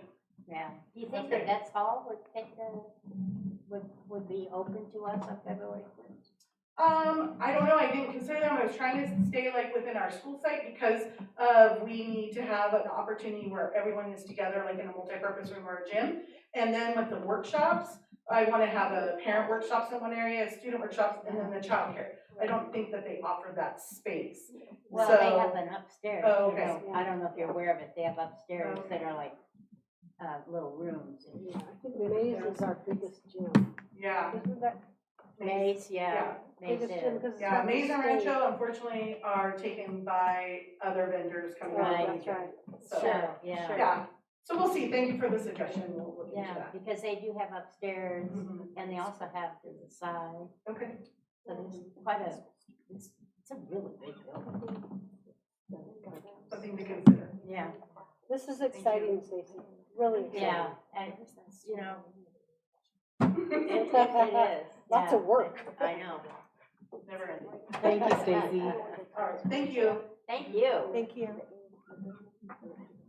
Okay, on to item 13, consent items. Is there a motion to approve? I'll make a motion to approve the consent items. You have to give the A through. Oh, shoot. Sorry. H. A through H. Number 13, A through H. I'll second. Okay, roll call, trustee Chris, Aye. trustee Marks, Aye. trustee Martinez, Aye. trustee O'Connor. Aye. I'm an aye, passes 5-0. Item 14, approval of board meeting minutes. Is there a motion? I'll make a motion that we approve the board meeting minutes for August 27th and September 24th. Is there a second? I'll second it. Okay, roll call vote, trustee Chris, Aye. trustee Marks. Aye. Trustee Martinez. Aye. Trustee O'Connor. Aye. I'm an aye, passes 5-0. Okay. We are on to item 15, discussion action items. Consideration and approval of board policy and admin regs with Beth. Again, board members. This is part of our continued process to review our board policy updates in conjunction with updates that are posted by CSBA. We are kind of chunking them in groups that are similar so that they make a little bit more sense because CSBA just sort of hits things in a sort of scattered pattern. I'm happy to announce that we are through the December 2023 updates from CSBA. We are halfway through March and we are halfway through June.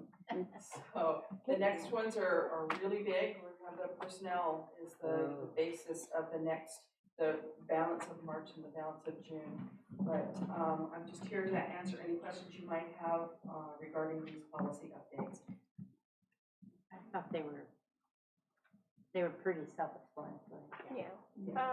The only one that I had read through was about the oversight for the charter school. And just because there are some changes there, because we haven't, in reading what we should be doing, we're not doing.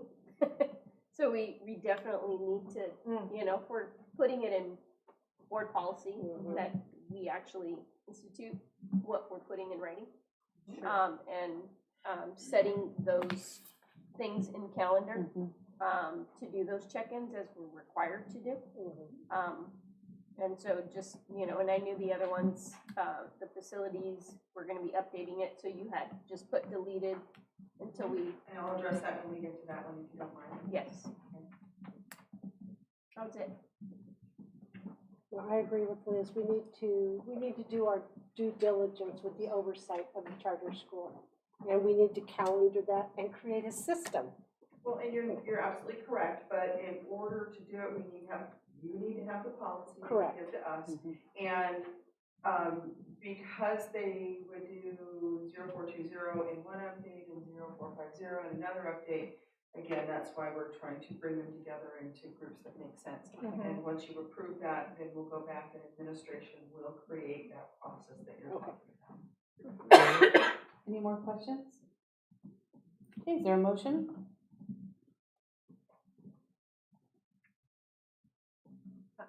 I move that we approve the board policy and administrative regulation updates as presented.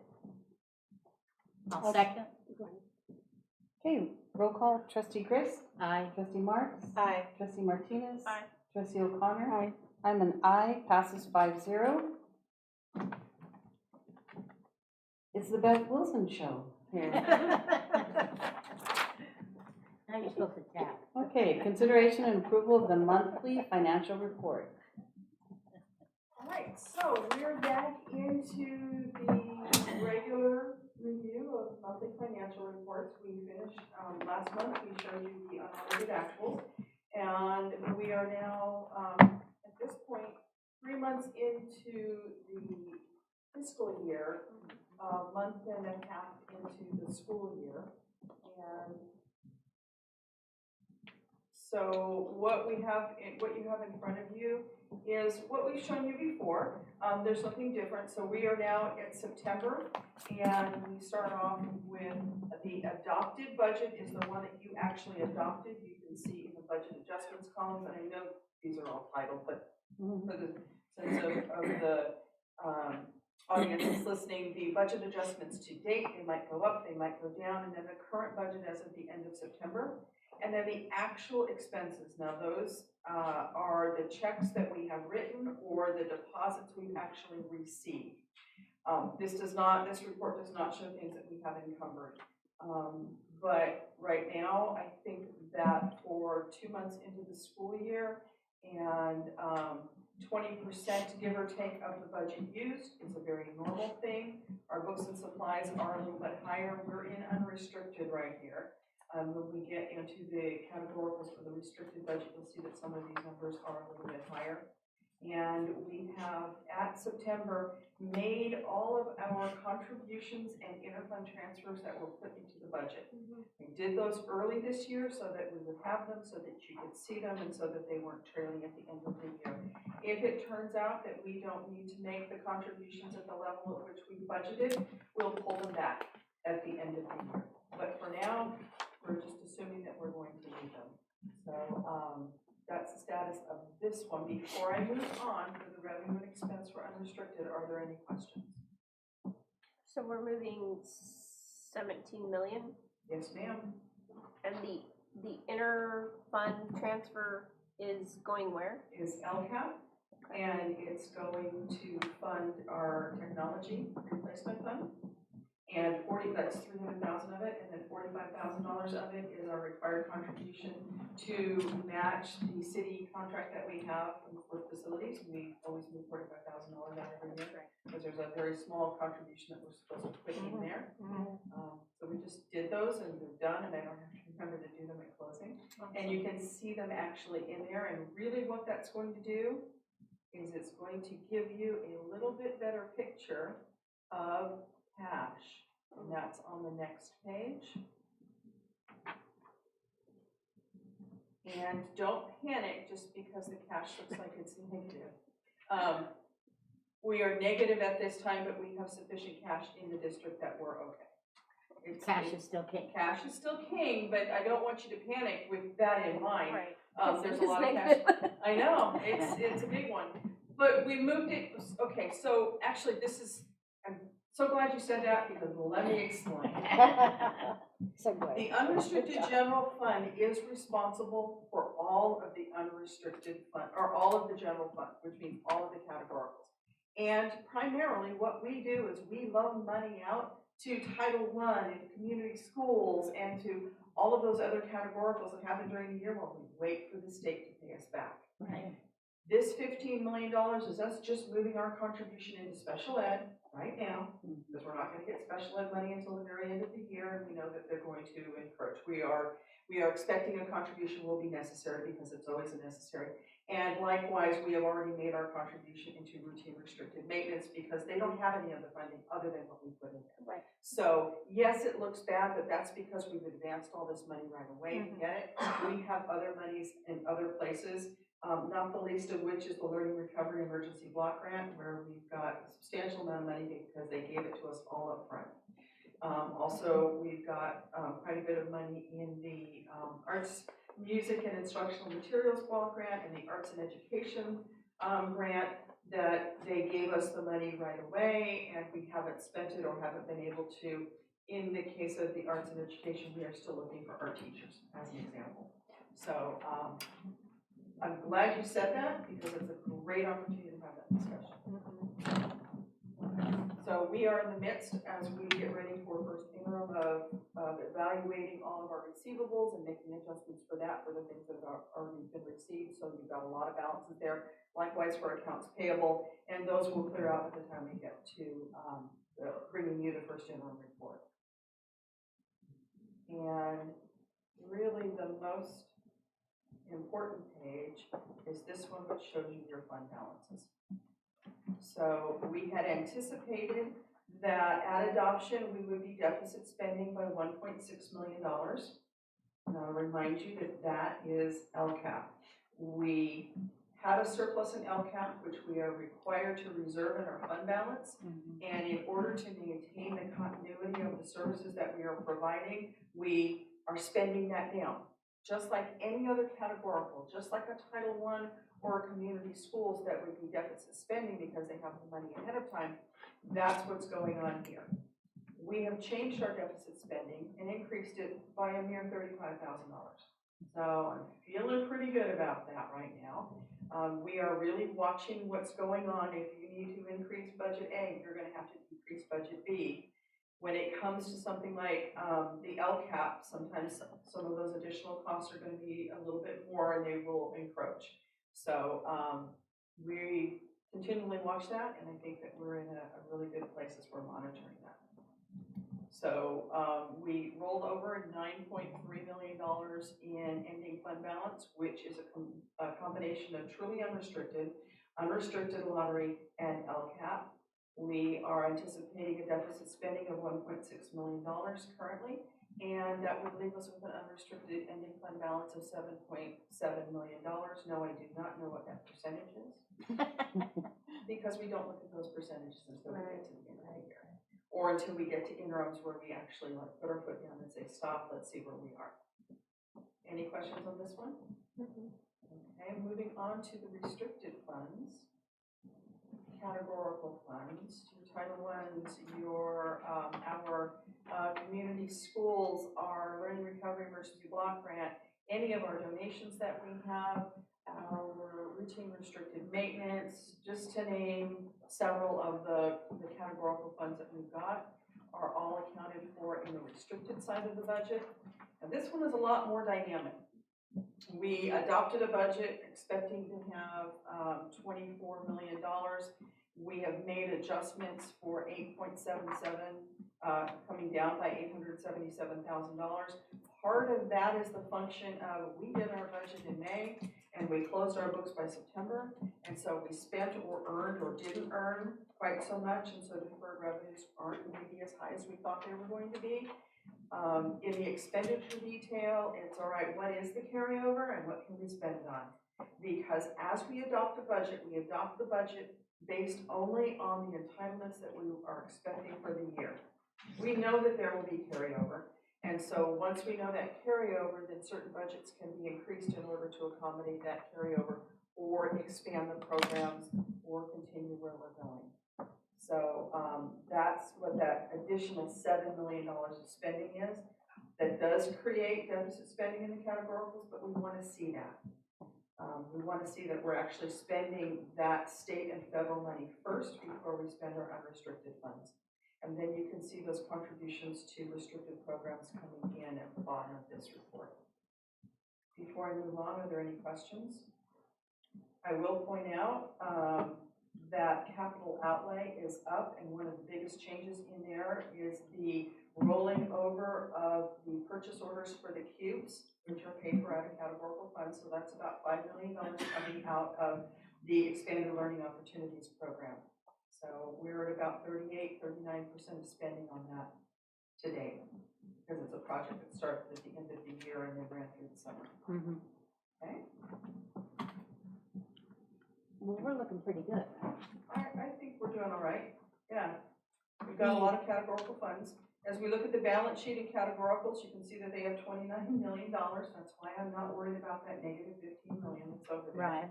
It went into programs that don't have money and is offset by programs that do have money. And eventually it'll turn and it'll flip itself around. The extra ADA is gonna help. And that is not encountered in here. And I actually appreciate your mentioning that. That will not be reflected until we do first interim. Right.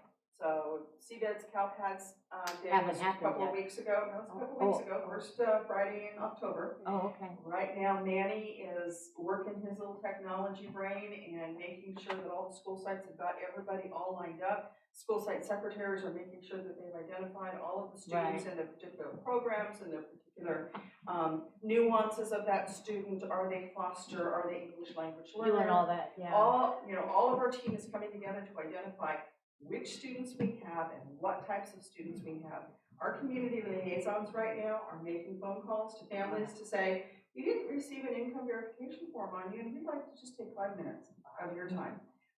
All of that is going to impact what that's going to look like, and we will grab preliminary information for first interim. You will see that reflected in the December first interim report. Okay. So it's not in here yet. I'm not jumping the gun until we know. Right. Obviously, we know we have more students, Right. and we can infer. But we just don't know what kind. Exactly.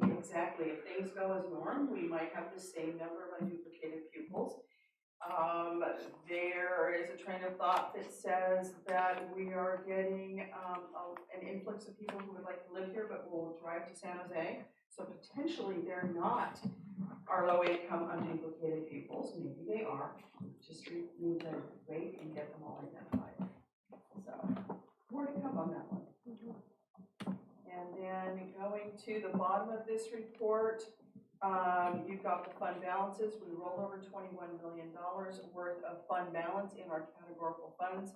We've increased revenue or decreased revenue by a little bit, increased expenses by a little bit. We're deficit spending in our categorical funds by 16 million, or excuse me, by $8 million. You can see the $16 million coming in, which kind of offset some of that. So with a beginning balance in our categoricals of 21 million, we are anticipating a ending balance of 12, almost 13 million. Odds are it'll be higher than that by the time we get to the end of the year, because budgets are authority to spend, and typically not everything is spent. Right. So it is authority. You know, if we do, we can do some great things, but sometimes you don't get to everything, or sometimes the costs are not as high as might have been anticipated. Any questions on this? We appreciate all of the intricacies it takes to do all this. Yeah. And that you explain it so that we understand it, especially this thick German here. Is there a motion? Oh, let's see. What do we call it? 15B. I'll make a motion that we approve the monthly financial report. I'll second. Okay, roll call vote. Trustee Chris? Aye. Trustee Marks? Aye. Trustee Martinez? Aye. Trustee O'Connor? Aye. I'm an aye, passes 5-0. 15C, consideration and approval of annual and 5-year developer fee report. Beth? This was interesting. Thank you. This is something that we bring every year at this time.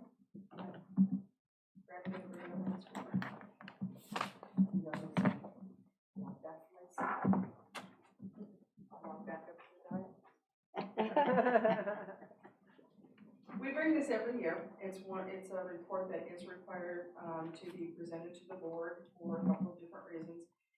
It needs to be approved by the board by the 15th of December. I just wanted to get it over with because we've got a lot of things going on coming up. And so this is the actual report that needs to be done. It is a format that has been provided to us by the County Office of Education. And we also have a PowerPoint, which is very simple, and really I'm going to just focus in on the middle of the PowerPoint. It will start with the regulations that require that we have this conversation, and we have melded two different things together, an annual report and a 5-year report. So there's your authority, and we got small print.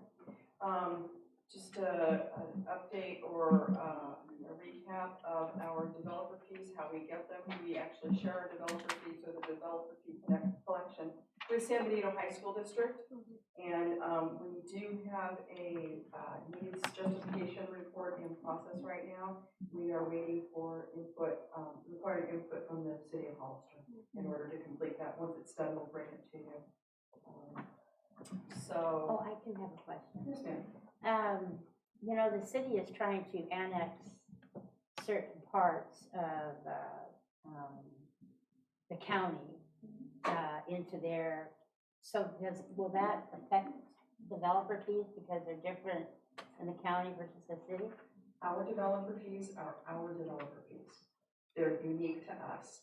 And those developer fees are imposed on development within the district boundaries, not the city, not the county. Okay. So we have district boundaries that are both city and county. So it doesn't matter if it's city or county. Okay, good to know. The city might impose its own fees, the county might impose its own fees, but they have to pay our fees as well, Okay, and the high school districts. so it doesn't matter. Okay, good to know. So our history, our 5-year history, you can see that we had a couple of banner years in 20 and 21. It was a great time to build because people were hungry. And so the district actually collected quite a bit of money, and things have leveled themselves off. Our services, those are for administrative fees, also for the developer fee justification reports we have to do periodically. Rancho Santana, as a growth project, did use some of this money. Remember, we talked about what can we use developer fees for. It was a brand new, we needed more space, and so there was a portion of Rancho Santana that actually came out of here in 2021. There will be no repayment to this, you know, because we kind of had a matching. The matching came out of bond, and anything that comes back in from the state for the state's share will go into bond, it will not come out of here. Okay? And so you can see some years we spend more money than we get, and, but the balance is increasing and has been increasing over the last couple of years. And the next part goes forward in our projections of our fees. And so I am very conservatively estimating what the mitigation fees will be for the next 5 years. It is smaller than it has been. It's even less than the 5-year average that we've had for the last 5 years. I feel like that's probably a better approach to estimate those conservatively. Our fees, I'm estimating to stay the same for administrative fees and the developer fee justification reports that we have to do. I do not actually have identified projects, but as was mentioned earlier, we do have growth in our population. And so in that consideration of what is the district, how is the district going to pay for certain things, depending on what that project will be, we'll have a conversation. I'll have a conversation with Mr. Bezzetta, and coming out of his meeting with the facilities committee, then we'll circle back around to cabinet to say, I really think this is a growth project and this would be good for that. And so I have just speculated, estimated that over the course of the next 5 years, we might spend $2 million each year on a growth project. So I think we've talked about, you know, the need for more classrooms, right? And so understanding what, especially with the development, and if, you know, the high school builds its high school on that side of town, because they're stipulating that the growth will be mainly on that side of town. You know, the concern that I have is we already are at capacity in Talavera. There is no room for anything. Wellness center, there's no room for all the amenities that, you know, the community schools at other sites have. And that's what's concerning, is that we know where we are right now. And the need of more classrooms is now. And that takes time. So in, you know, that, I think that's why for us is, you know, facilities and the overall thought process of where do we need to start adding classrooms definitely needs to be on top list in considering, you know, the consideration of utilizing the developer's fees to start planning for that. And I agree with you, and I would also add that as we've talked in my budget development, our enrollment over the previous 5 years has been somewhat erratic, up, down, up, down, up, down. We are now in the second year of growth. Yep. So it's looking more like a trend than a fluke. Yep. You know, I used that term last year. Is it an anomaly that we went up last year? Because we went down the year before and up the year before that.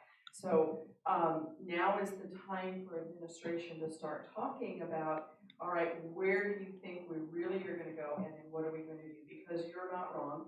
And I know that Mr. Bezzetta was around when we built Rancho Santana, and so he's got a very good idea of exactly how long it took to get to the point of turning, you know, dirt.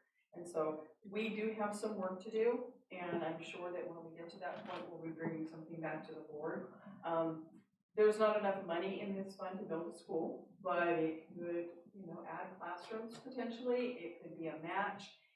I had mentioned maybe we go out for another state or another bond from the state and state funding. So, I mean, there's a lot of work with that.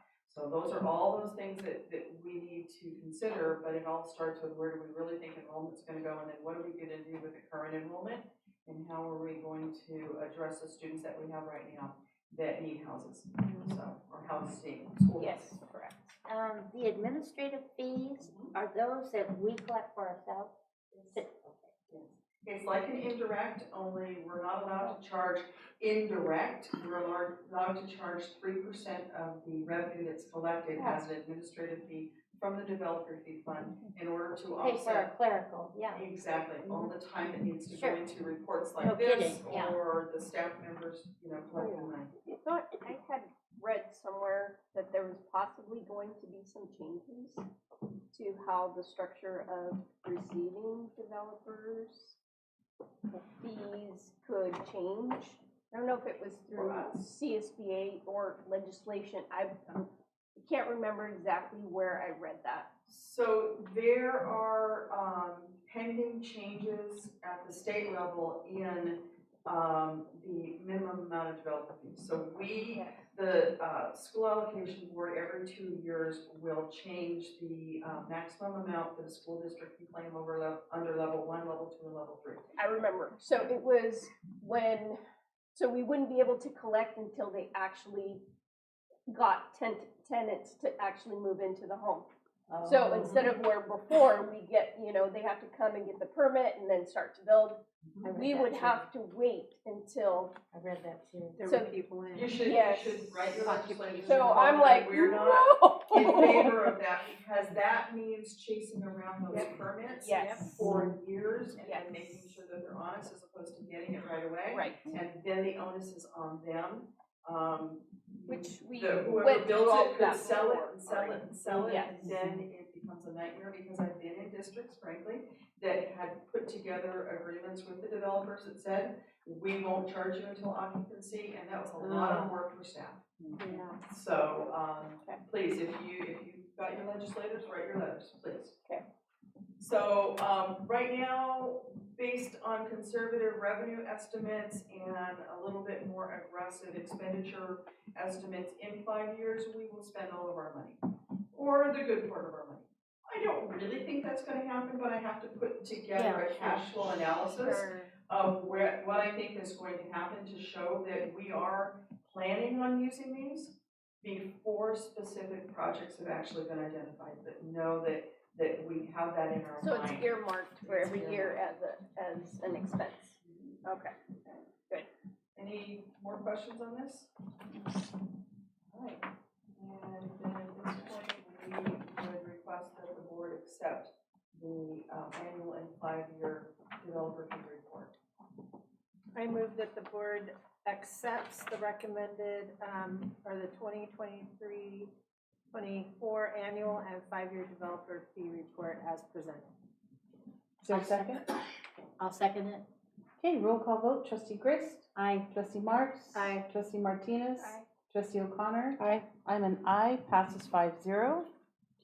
Okay, 15D, consideration and approval of civic center fees update. So the regulations having to do with civic center fees are in the California Code of Regulations and also in Ed Code. The California Code of Regulations says we're a government agency and we have to make our facilities open to the public for a fee. Ed Code coincides with that, and the California Code of Regulations actually comes up with or has developed a calculation for that. These should probably be looked at periodically. I have no idea when the last time you looked at them, It's been a while. it was on my list and I finally got to it. So, what happens in calculating these fees, and this fee schedule is simpler than you have seen in the past. Because in going through that calculation, which is the most recent one that's up on CDE's website, there are certain things that maybe were on our individual lists that are actually included in the fees of the larger facility. Restrooms and custodians, as an example. Right. Because when we calculate these fees, we do have the ability to lump different types of facilities together. And so I have done that in as simplified a fashion as possible, and that's also based on how facilities are being used. I worked with the facilities department and their Secretary of Support Services there, who is the primary contact on using facility fees. And she provided me with a list of, the hours that certain facilities are used and which facilities are used. So right now, we are grouped into meeting rooms here at the district office is the primary place for meeting rooms. Classrooms, libraries, not used very often. Staff lounges used less. Multi-purpose rooms used a lot. Gymnasiums used a lot, and athletic fields are used a lot. So in doing that calculation, we have to take into consideration the percentage of time that other entities are using our facilities versus the total amount of time that facilities can be used. And in doing that part of the calculation, we looked at school use, an hour before school, an hour after the after-school program in order to come into, say, at any given school's total number of hours. For meeting space here, I threw in Saturdays because the board likes to get together on Saturdays, they miss each other. And so, and we also have County Office of Education will do PDs on Saturdays. And so I threw those numbers in to the number of hours, and you end up with a percentage of public use. Now, the cost for that would include, and using the district office as an example, the cost of the custodian at the district office, the cost of the utilities at the district office, the cost of the Secretary of Support Services out of facilities, and the percentage of time she uses or she dedicates to facilities. And so all of those calculations are in here. The other thing that you will notice if you have looked at the old one in preparation for tonight's meeting is you're not going to see a separate cost for restrooms. Restrooms are part of the facility. They're part of the duties of a custodian in the hours that are being spent for that custodian to do the work. And we take all of the custodial salaries and then we total them up with their benefits and fit them into that percentage. And so we have category A, which is essentially identified in board policy. And this facility fee schedule has been rearranged so that we address the law at the beginning, and then we talk about the different types of organizations, and then you've got the fees for those organizations as opposed to the fees being up front and then you're finding where you are on the bottom. So District A organizations are specifically listed in board policy 1330. And those include any organizations or clubs that promote the youth and school activities. There are a few that are actually named by name. You can go out and look at them. Other nonprofit groups in the middle, and then other groups and churches or religious organizations. In this particular group, by naming churches and other religious organizations, is the government's attempt to say we have a separation of church and state. And so they have to be charged full fees. Another component of full fees would be the depreciation on the facilities. We know how many square feet we have. We know what the actual cost of the facility is, and that's the original cost of the facility, not replacement cost. And so with that, we came up with facility costs. And then the district has typically had additional fees, which are very justifiable and they're common in most places. If you're going to use our parking lot, we're gonna charge you for that. And some organizations might want to just use our parking lot because they're doing something next door. Field lights cost money. If you're going to use a time clock or a scoreboard or a sound system, we added our electronic EduTVs to that because now we have those in more places. If you're going to be using any of our equipment like chairs and tables, we have accommodated that. Some of these didn't have charges before, but if you're using our equipment, everybody should pay for our equipment. If you need, and if they need to be added to the space. If you're using a classroom, I'm not charging you for the desk, the district is not going to charge you for the desks and chairs that are in that classroom. If you need more brought in, that's going to mean we're going to have to go find those and bring those in and then move them back to where we got them. And then we got very specific on district personnel. If we have to call somebody in, they're going to have to pay for that 2-hour minimum. If we have excessive cleanup, and unfortunately we do have some organizations that aren't really good stewards when they use our stuff, and so we're going to charge you for that. And so we put those in there. Now, the previous schedule was an exhibit to board policy. I did say that I was going to address that. We had the previous exhibit and then the application were both exhibits to the board policy. The application is done online. There's a paper one, but it's done online. You can go to our website, you go to facilities, and you go to facility use, and you fill out all of it. So I am recommending, and thank you for doing it already, that we remove those 2 exhibits as administrative.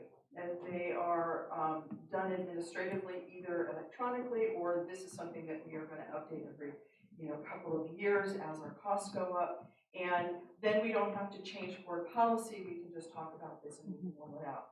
The other thing I'm going to recommend, if you were to approve this tonight, is that these fees do not go into effect until January 1st. That will allow us to give those that already have reservations time to know that the fee is going to change. Some of them, most of them are up, some of them are down. but it gives us time to let them know, as opposed to, and tomorrow we're gonna send you a bigger bill. You know, we want to be respectful of our community that's using our facilities and give them time for that notice. How about we just build in a COLA? Can't do that. Oh. Can't do that, because I actually have to go through and I have to grab expenditures and what are the actual expenditures. So we just can't have a COLA every year? No, ma'am. No, because Well, it, that would make it so easy. I know, but it's actually based on actual expenditures. So, Okay. you know, there are some I'm things just that. trying to make the job easy. My job's not supposed to. So Beth, question, so, because I looked at the high school's fees, why do their fees look so much higher than ours? Have you seen the high school facilities? Well, but you said It there looks was like a a formula, that's why I'm It like, looks are like a they, community what are they college over there. using? And they probably have newer buildings than we have. So Some of all them. of that goes into. Yes, the cost of the buildings, most of our buildings are older, with the exception of Rancho Santana. Our school sites have been around for a while. Even though they've been modernized? Yeah, but, you know, that's a repair expense, that's not a capital add. We don't add capital to that.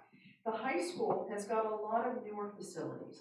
They just put in a student union cafeteria, whatever. Yeah.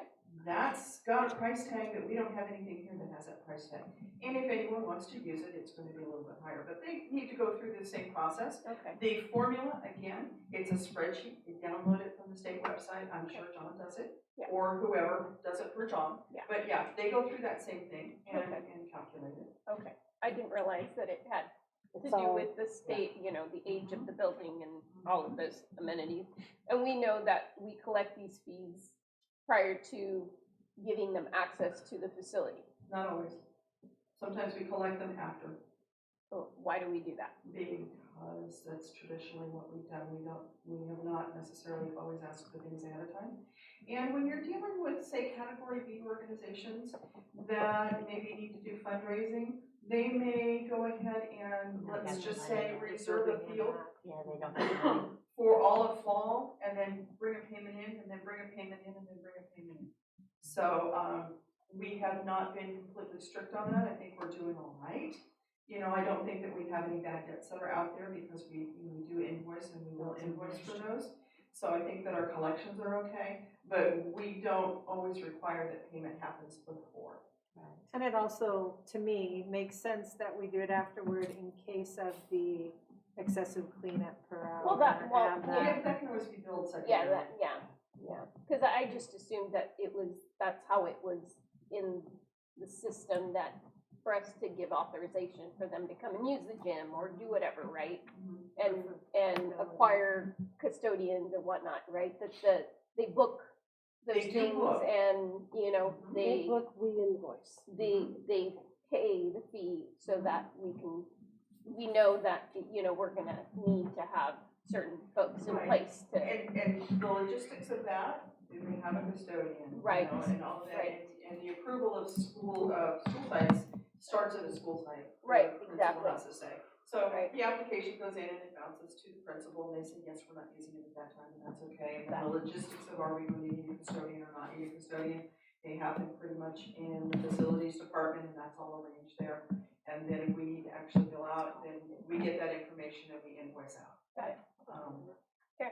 So, yes, some rates are up, some rates are down, but they all are backed up by that calculation that is provided to us by the state. And so, And why would they necessarily go down? I can't tell you why they were what they were. Okay. I can just tell you what my calculation is. So, I am sure that your former facilities manager had to go through a calculation, but I don't have any records. And we did go out and look. It's I worked probably with the was it Secretary there of since Support Services. McIntyre was here. I don't So recall. we did go out and look so that I could Yeah. say, okay, what did they incorporate? Because it's always a good place to start. What did you do before? So that I could answer that question. I can tell you exactly what I put into this one, but I can't tell you what they put into theirs. Got it. Okay, I make a motion that we approve the Civic Center fees update that has been so meticulously figured out. I'll second. Okay, roll call vote. Trustee Gris. Aye. Trustee Marks. Aye. Trustee Martinez. Aye. Trustee O'Connor. Aye. I'm an aye, passes 5-0. 15E, consideration and approval of community schools MOU with HESTA. Thank you. We met and negotiated with HESTA, and thank you to the HESTA members who are still here, and even more thank you to those that were participating at that time. And we have come up to present to the board an MOU for community schools. We heard a lot about community schools earlier.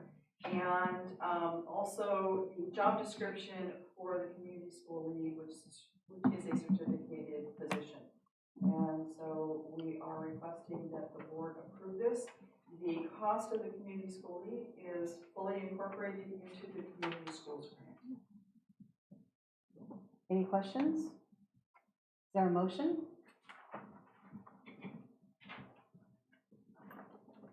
I move we approve the memorandum of understanding between Hollister Elementary School District and HESTA, effective, would it be the effective September 25th date that's here? Effective September 25th, 2024. Is there a second? For this school year only. That It's a MOU two-year- is only. It's a two-year MOU, it goes through 2026. MOUs are only supposed to be for 1 year. No, when we negotiate MOUs with the bargaining units, we have them that go for more than 1 year, and we have before. Okay, well, it's not the way I was taught. Okay. there a I'll make a second. Okay, roll call vote. Trustee Gris. Aye.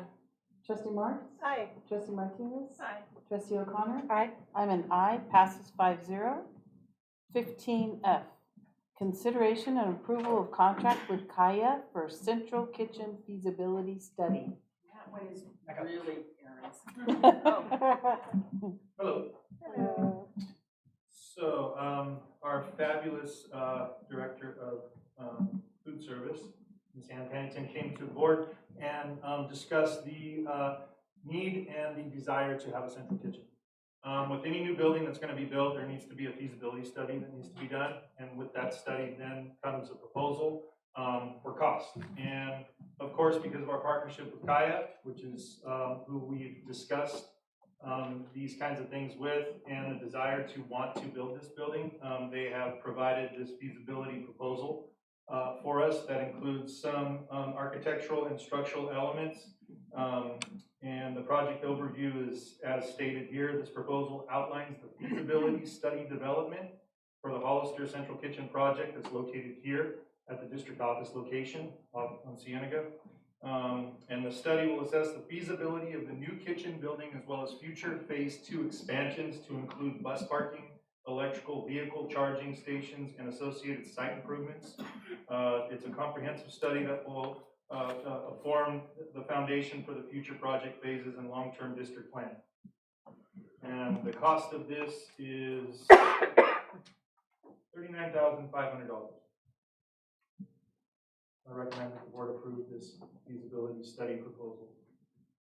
Is there a motion? I'll make a motion to approve the contract with Kaya for the central kitchen feasibility study. Is there a second?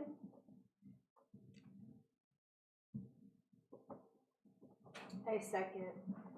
Okay, roll call vote. Trustee Gris. Aye. Trustee Marks. Aye. Trustee Martinez. Aye. Trustee O'Connor. Aye. I'm an aye, passes 5-0. Okay, 15G, consideration and approval of provisional internship permits for 24-25 school year. Yeah, so this is the same that we did last time for the PIPs. We have 2 more PIPs in front of you tonight to be considered for our provisional internship permits. Any questions? No, I don't. I was just gonna do Make a a thing motion. that, yeah. Make a I'll motion? make a motion that we accept the provisional internship permits for 2024, 2025. Is there a second? Okay, roll call vote. Trustee Gris. Aye. Trustee Marks. Aye. Trustee Martinez. Aye. Trustee O'Connor. Aye. I'm an aye, passes 5-0. 15H, Hollister Elementary School Teachers Association, HESTA, Sunshine Proposal to Hollister School District.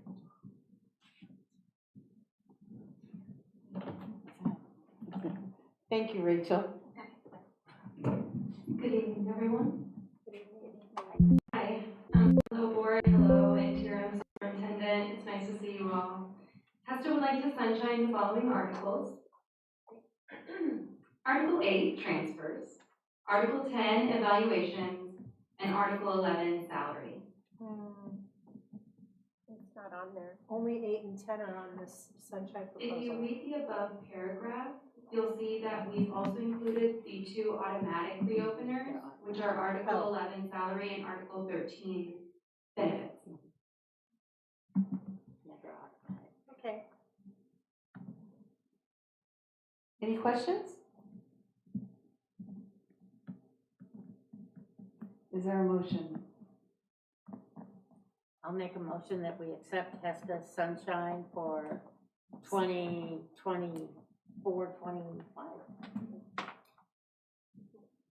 Is there a second?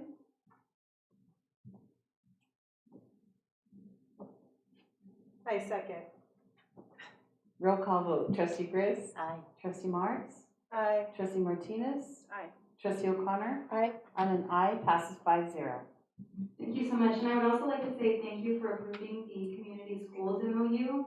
We really look forward to the collaborative leadership. Yeah. Thank you very much. Thank you. Thank you. Okay, we're on to item 16, board member report. Trustee Grizz, do you have anything?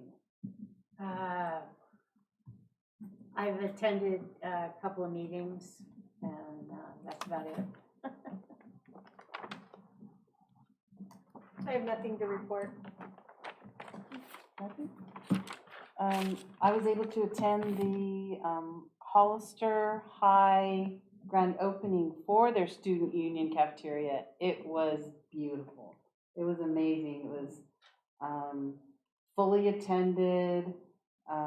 There were some, Speaker Rivas was there. It was just a really great collaborative effort from Sean and everyone that he named off, you know, during the speeches. It was really good.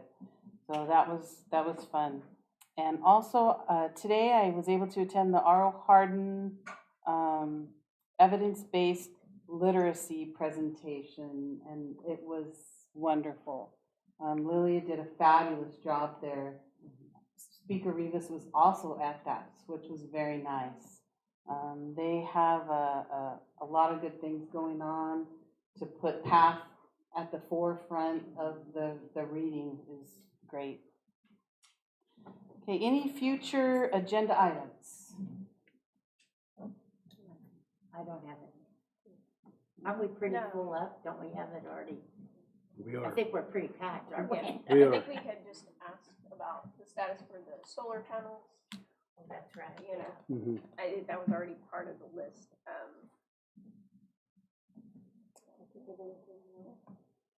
Okay, any announcements or reminders? No. No. No? Is there a motion to adjourn? So moved. Second? I'll second. All in favor? Aye. Okay.